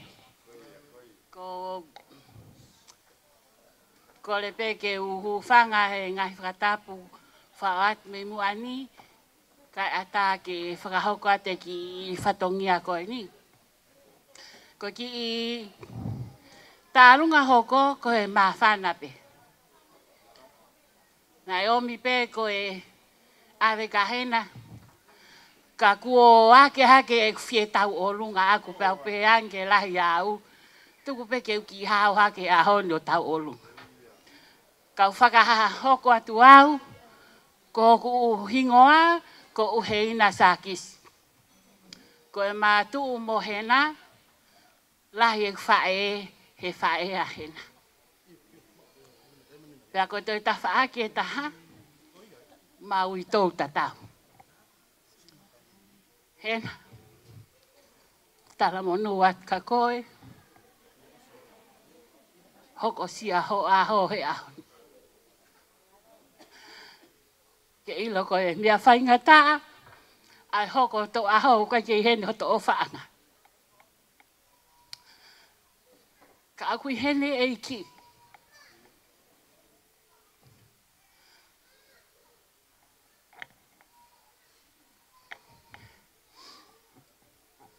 Ko maha o sia tu unga kon kumai ai ko e mea whainga tā. Hena ko ki aha mea e mau. Ki whanau amere tahi pe. Ko ki tola pe. Ke kumea ka o kapain. Te ke lama mahalinta. Ko au pe mo ana mai heni. Ko loa pe ke whai hata ki i. Whakame ite. Ke maa wai ho fia fia ko ka uitou. Ke nau fia fia pe. Palele pe mo lai mo mea ko toa ko konga pe e mau mo ui. Ke mau mo ui fia mau pe kai puri ke ua te ta lata he ko mole o faanga. Ko ofa lahi at ka moutoro. Familia uku ka sia taha hena kuitou ko en ka uitou en. Toi hoko ai pe ko ma fana e family ke toi hoko atu pe. Ko kai ke ko ofa lahi at ka moutoro ko toa hai ahon tua e ki ofa atu. DJ ta mai pia whainga whasi malo.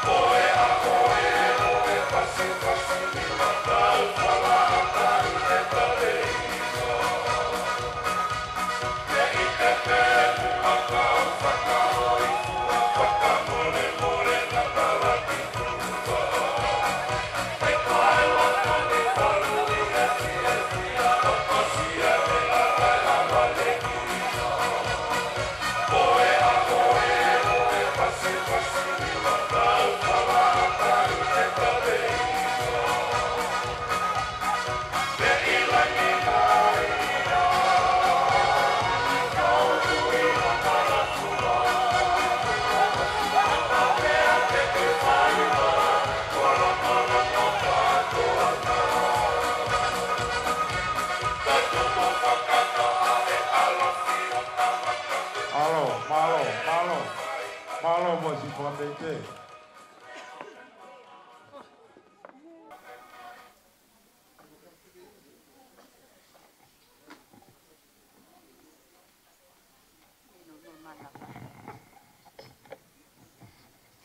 Malo.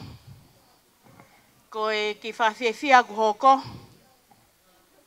Koe whawhiawhia ia. Ai whanau. Si maima kui kaike ni hen. Ki whanau ai whaiwhekau ho mautungane lahi o kui kaike nau i hen.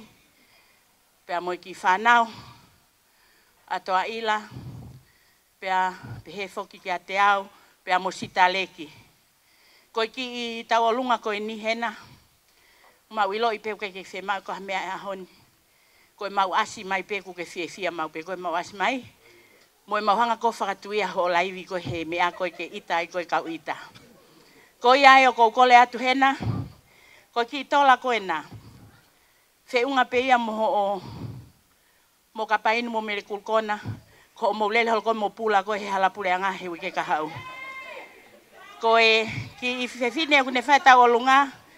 Koe mo ko puna o e whaiwhekau pe a me Christchurch ko ka fo atu. Ko ia kune whai mau ki tau o lunga. Ko iai, DJ, malo ko whachena nao si atu. Malo.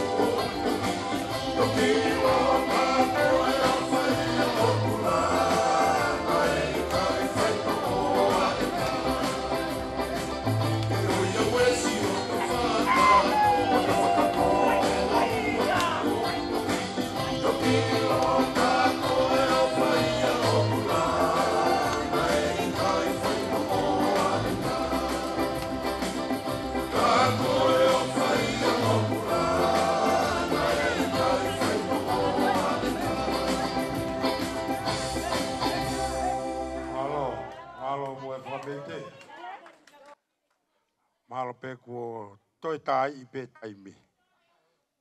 Ko tau.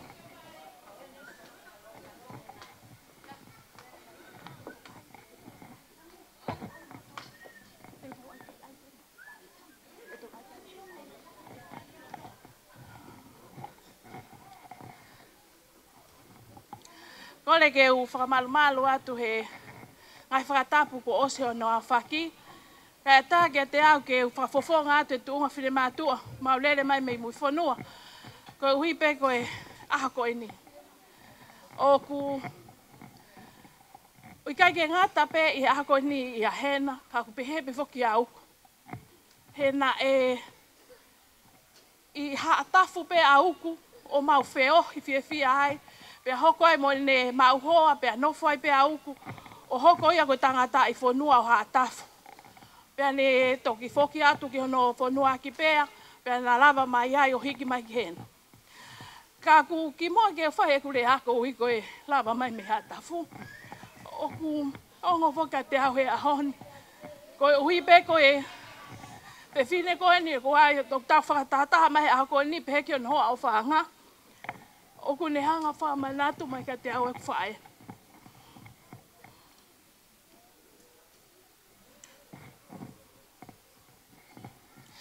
Hena hau hono pangata o ke te ki murini. Kana I hatafu pe a hena. O nofo ai. Te koe ao pe ka. Nai ha whanau I ai hena ne ki tama. E aru whae o toko oto pe he apo hena.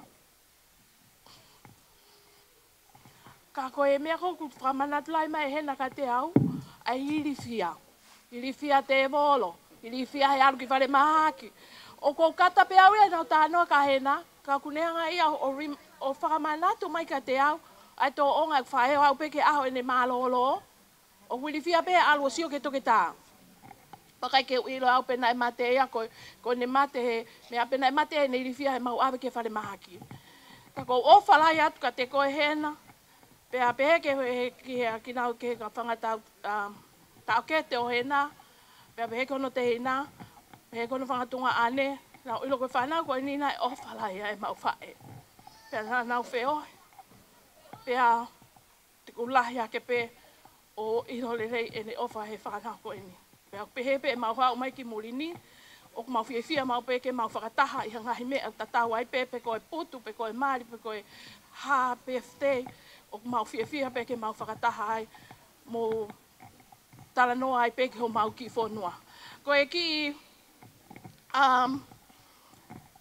Taalunga koe o manake whai, o si te kai ke o whakahoko tau, o si tu o mai kau tahine taalunga. Pea kai ke toi hela no whakamatala. Hena, koe hape mau ki seniti, kou tui e lava pea ho foi lole pe he kai ke toi lava ia o vai. Kai kehe pe mau whakahai atu ko mau omi ko toa pe mo mau loto i aha ko e ni. O whakamawai ko aho tau taha si mawahe atu a oku mea te koe. Pea pehe ke o fu tau lahi ko ke a usia. Ko ia pea ki lea, le vai malanga kai kore atu he DJ, ka taka tai mai pea fasi te ke mea hake pe koe ko hape fasi o kumawe taha pe koe peunga mo mau tolu ai mai ia. Ko ia pe malo.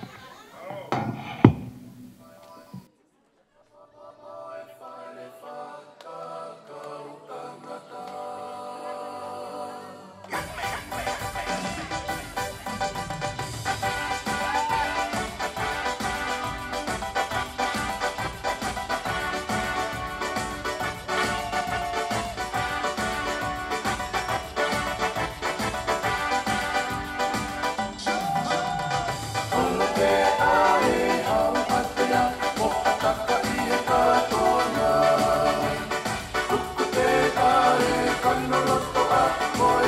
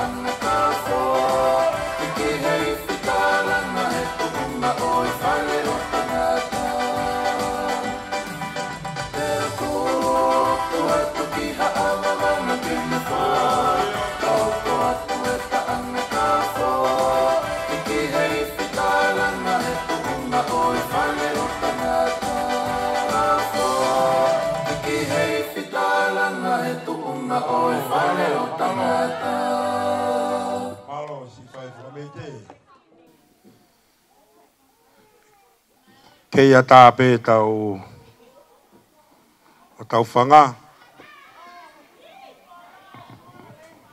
Whātulo atu mo e hau whanga kai ata ke whaihaki mā whana. Pea, neongo pe ko lawa te ki tau olunga ia mehi haa tafu. Whamore more pe ko i ki mā whana ko e ni. Ai whae ko e ni.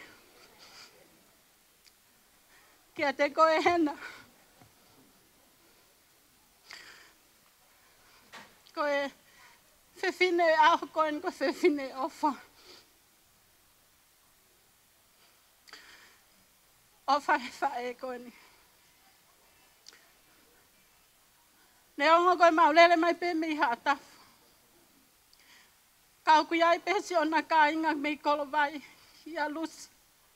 Bak malo yang e whalaulau noa ia e whae ko ni kia hena hona ka inga mei kolo vai i haa tafu. Ka ngoi mau nofu i haa tafu, mau wheha ngā ki pe.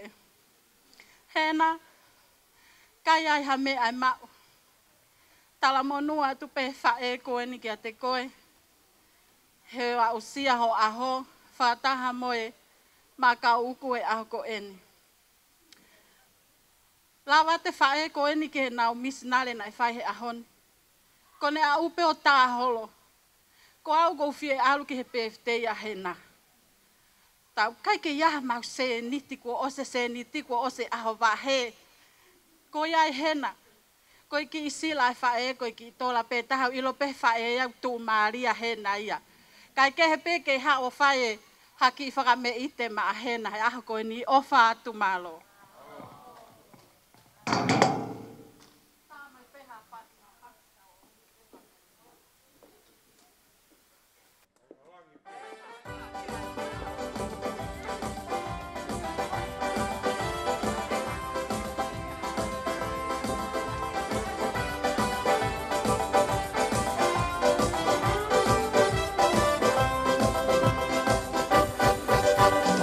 Isa si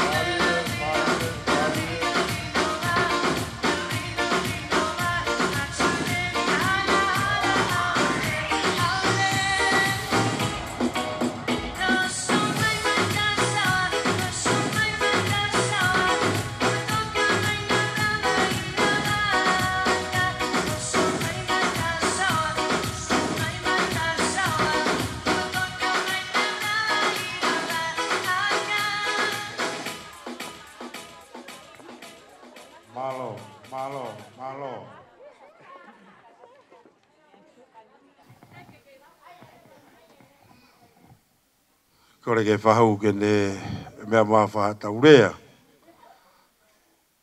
E whiawhine. Malo pito whatatari.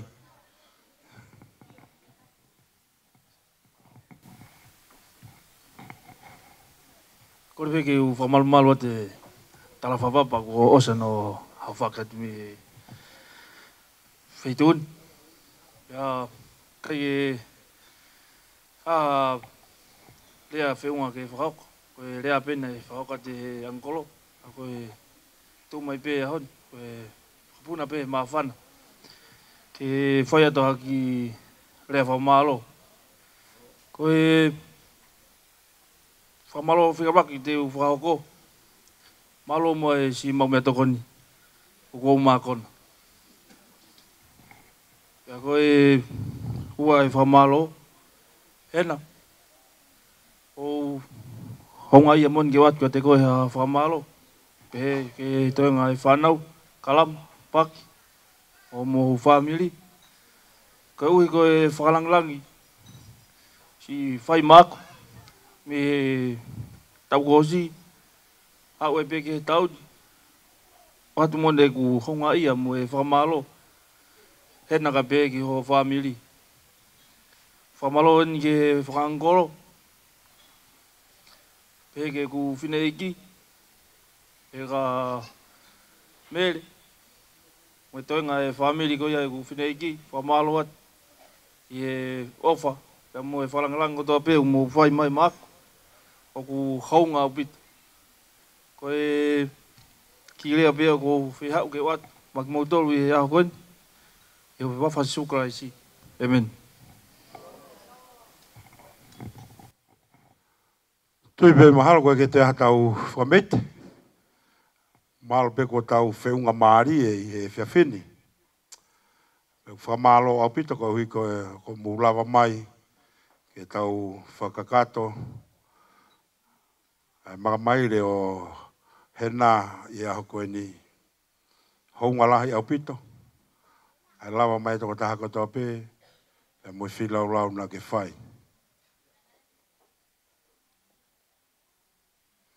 Ko wangi whainga maari e. Ke tahine ana e PFT. Ke o mai hono re o pe mak tau tolu. I e whiawhi koe ni pi hiri e matau toki. Sio atua i ke tau whakaosi. Malo. Ko kore pe ke u. Whamalmalo atu pe ngai whakatapu kotoa pe. Ko osa no a whake me muani. Kai ata mua mua ke u. Whai pe haki i whamalo. Ko e te ke u whai haki whamalo. Ko to mua whawheta i ke o tua mawhi. E ne tau hi ofa ko o whai ke tau mo ui. O tau wa usia mai ai a whakakoloa koini.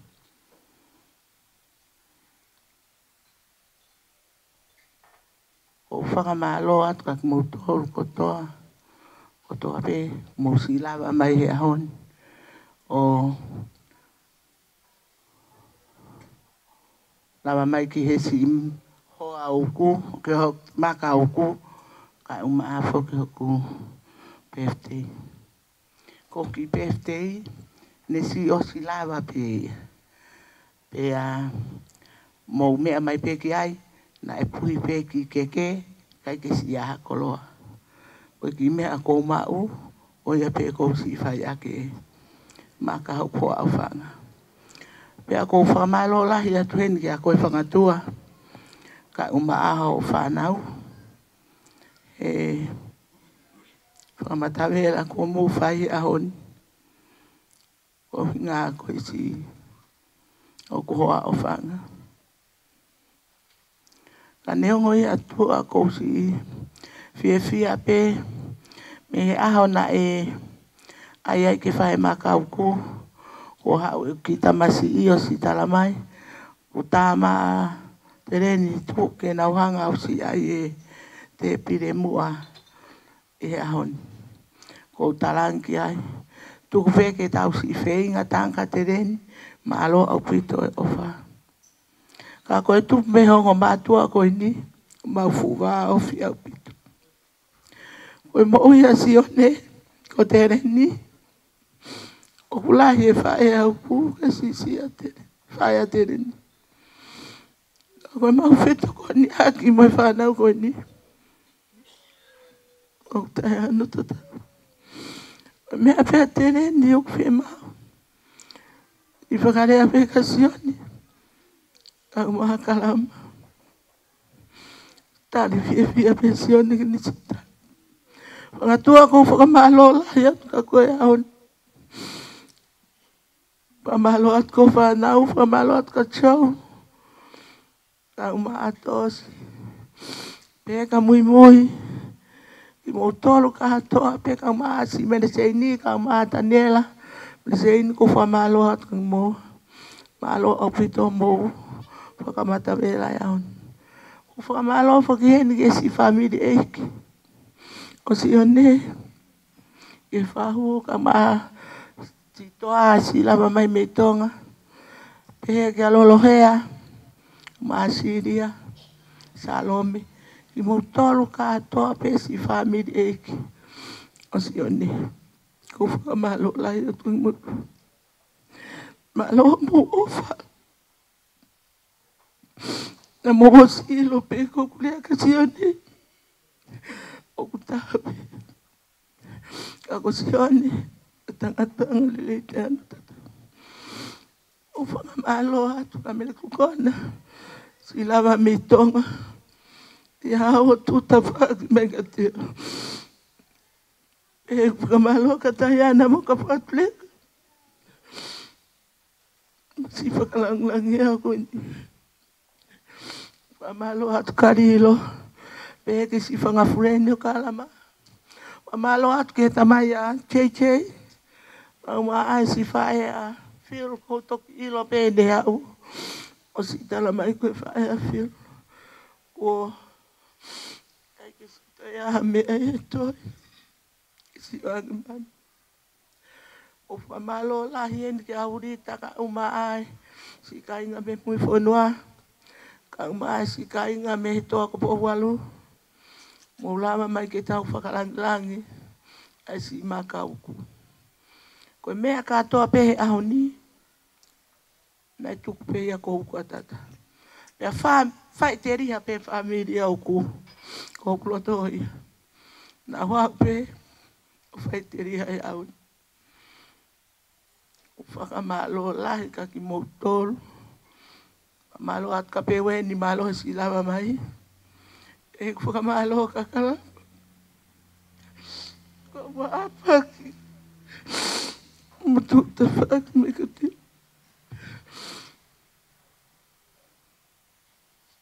Whamalo lahi atu ka tiro. Ko lava maka mutamai. Mombolo toia. Umaua whalahi atu ka kipo. Peke whanga friend o kalama. Ko o whalahi atu ka moutolu. Ke si lawe e mohingoa. O whalahi atu. O whatu rita. Ka pau e si aha taha e tō. Peke si whangawhae ka umai si whanaua mere taipe. Ko o whalahi atu ka moutolu katoa. O whatu toa. Ka pau e e aha tau mahawai. Tau mahawai pehe eki. More atu ka pau e aha taha si kai ke umana tui. More atu o whatu. Ka ke moutolu katoa. Ko ki tau lunga ko ni. Ta koe kutoe ki tau o lunga. Ko ki tau o lunga ia.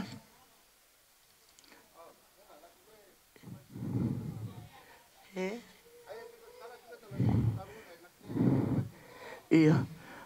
Koe ki tau o lunga ia a kalama. Pakuroto pe a kalama. Ke si o ange mahatoa. Tupe vinau. Na si lava mai mitonga. Kai pasi hene. Ki he tamai a chei. Ke ne whaiha. Ki rea whakamalo. Koia pe malo. Ko ngalo whakamore. Ngalo ke usi whakamalo atu. Ki he si whaita. Kai uma ai ti chei. Ko whakamalo lahi atu ki mouae. Malo lahi atu ko ia pe malo.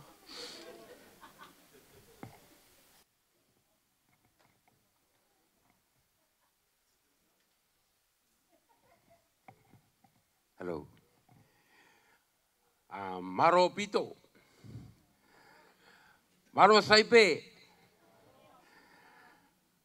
That's all I know. You know, I would love to thank God for this great opportunity that God is bringing me into the Tongan family. Now, firstly, I would love to honor God, which is the head of our lives. You may say, who's this person coming on this beautiful table this beautiful day?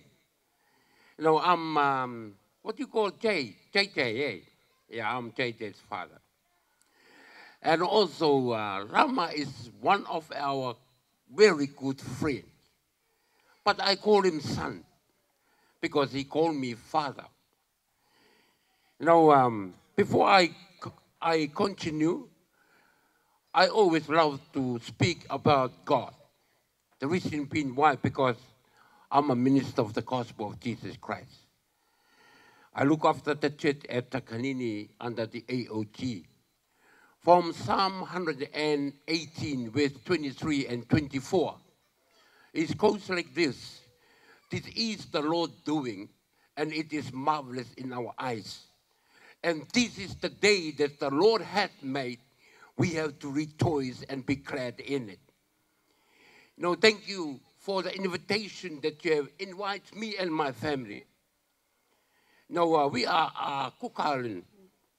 We are not a Tongan, but we are Kukalan, but we are part of the Tongan family. Amen. Say amen. I believe that this week is the Tongan language. At our work, they decorate our kitchen because they want to celebrate the Tongan language. Wow. Well, this very moment, I am so grateful to be here. And looking all your customers, you know, your culture, I love it. Different than the way that our Cook Island people do. Man, when I see it, if you are poor, you will be rich in 10 minutes. I love that. Now, I have 4 grandsons and 3 granddaughters. I'm going to encourage them to marry the Tongan people. Praise the Lord. Now, that's the way I am. I love to talk about God. If, you know, if my word is mixed, that's the way it is. You know, I thank God for this time. Even on our cemetery headstone, that massive headstone. Thank you very much for bringing me to see your culture, and also our culture is not the same. But thanks be to God, I am there to witness your culture. I love it. You know, for me and my family, we're so grateful to come to see the Tongan culture. You know, we have 2 invitations today. One is this one, and one is 60th birthday. But we choose this one for us to be. Praise the Lord. Thank you, Rama, and on your family, and also your brothers, sisters, and also your lovely mother, lovely mom. You know, when I see your mom, 65 years old, she's look like 21 years old. Amen. Praise the Lord for that. I believe why make the difference, because when we are in God, there's nothing impossible. Everything is possible to God. But for us men, no, it's impossible. You know, when I look at you, wow, you are still young. Amen. Praise the Lord. Now just leave your son alone, go around and come back again. Something to make us happy. I believe that you are so happy, overjoyed. The reason being why the headstone of your husband. And also we came here to celebrate for the headstone and also to witness and to celebrate your 65 years old. Praise the Lord. May the Lord bless thee and keep you. May the Lord shine his face among you and be gracious unto you. May the Lord lift up his countenance upon you, Mama, and give you peace. In the wonderful name of our Lord and Savior, Jesus Christ.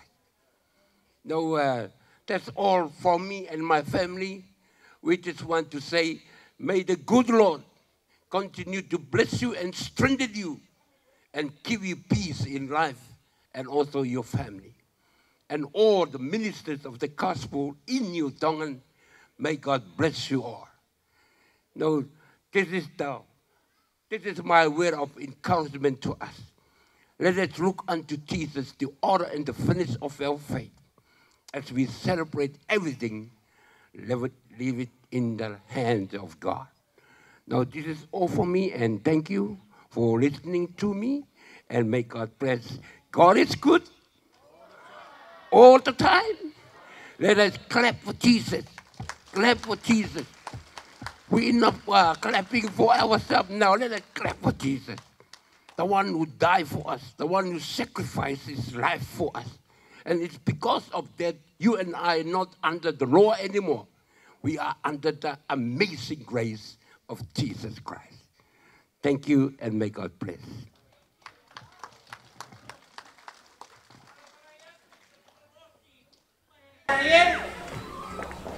Wangau ni we atu monei ko masini ngoa aku e se tawaka tubiwa hena whakamunuina mai atue e tue ono ni me tau hau e hau nei mai ako a kapisika ko uku he toka ie e muia nei he laurangi nei ke tahe tau si whaka ulu maka to tolu ke pui nei. So I would like to acknowledge, to thank you for inviting me and my humble family to be in my shop, to be on the front table. I don't expect it, but anyway, si whakawelahi atu ki mtolosi kua osi tua Tongan language in yesterday.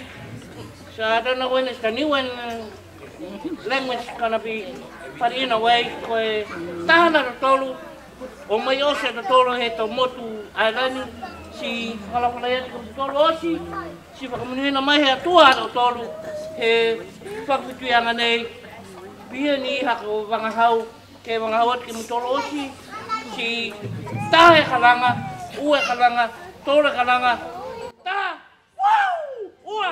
Woo! Tolu! Yay!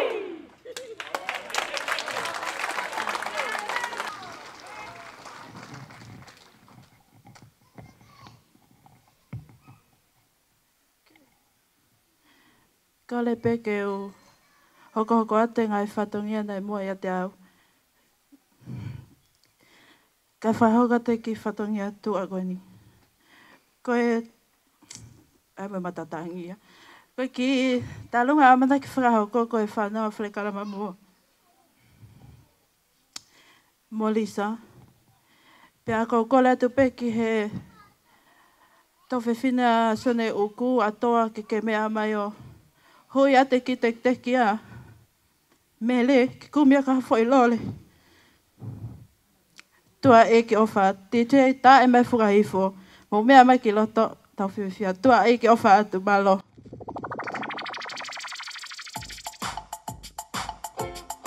Mea ke taile o to oi te ki. Mea ta whaka.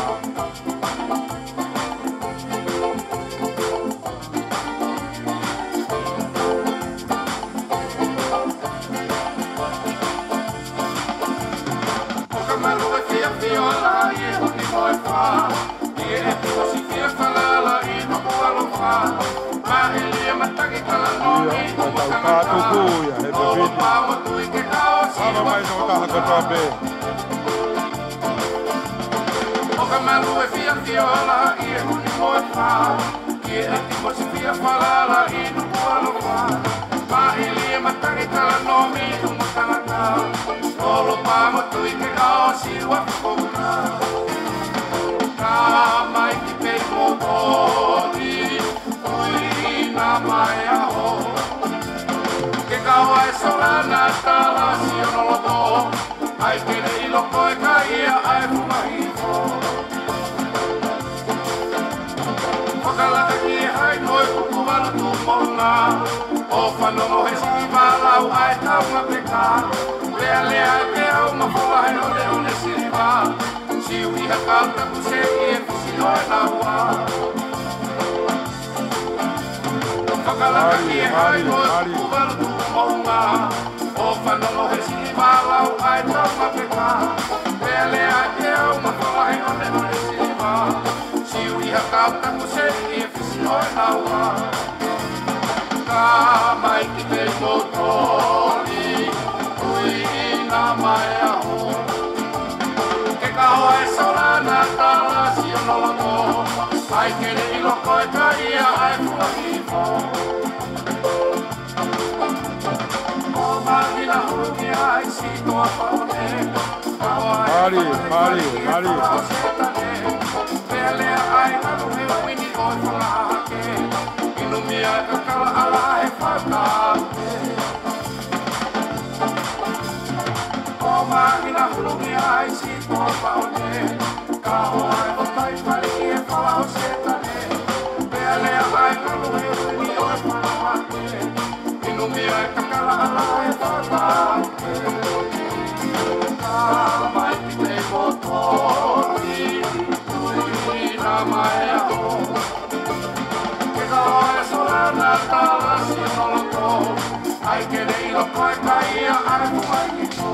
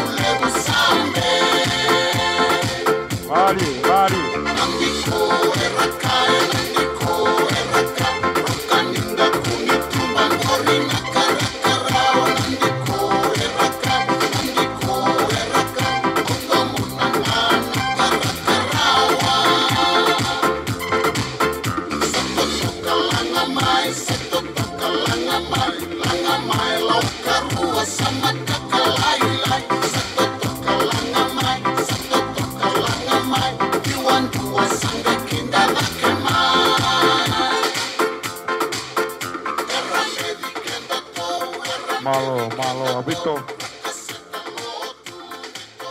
Malola.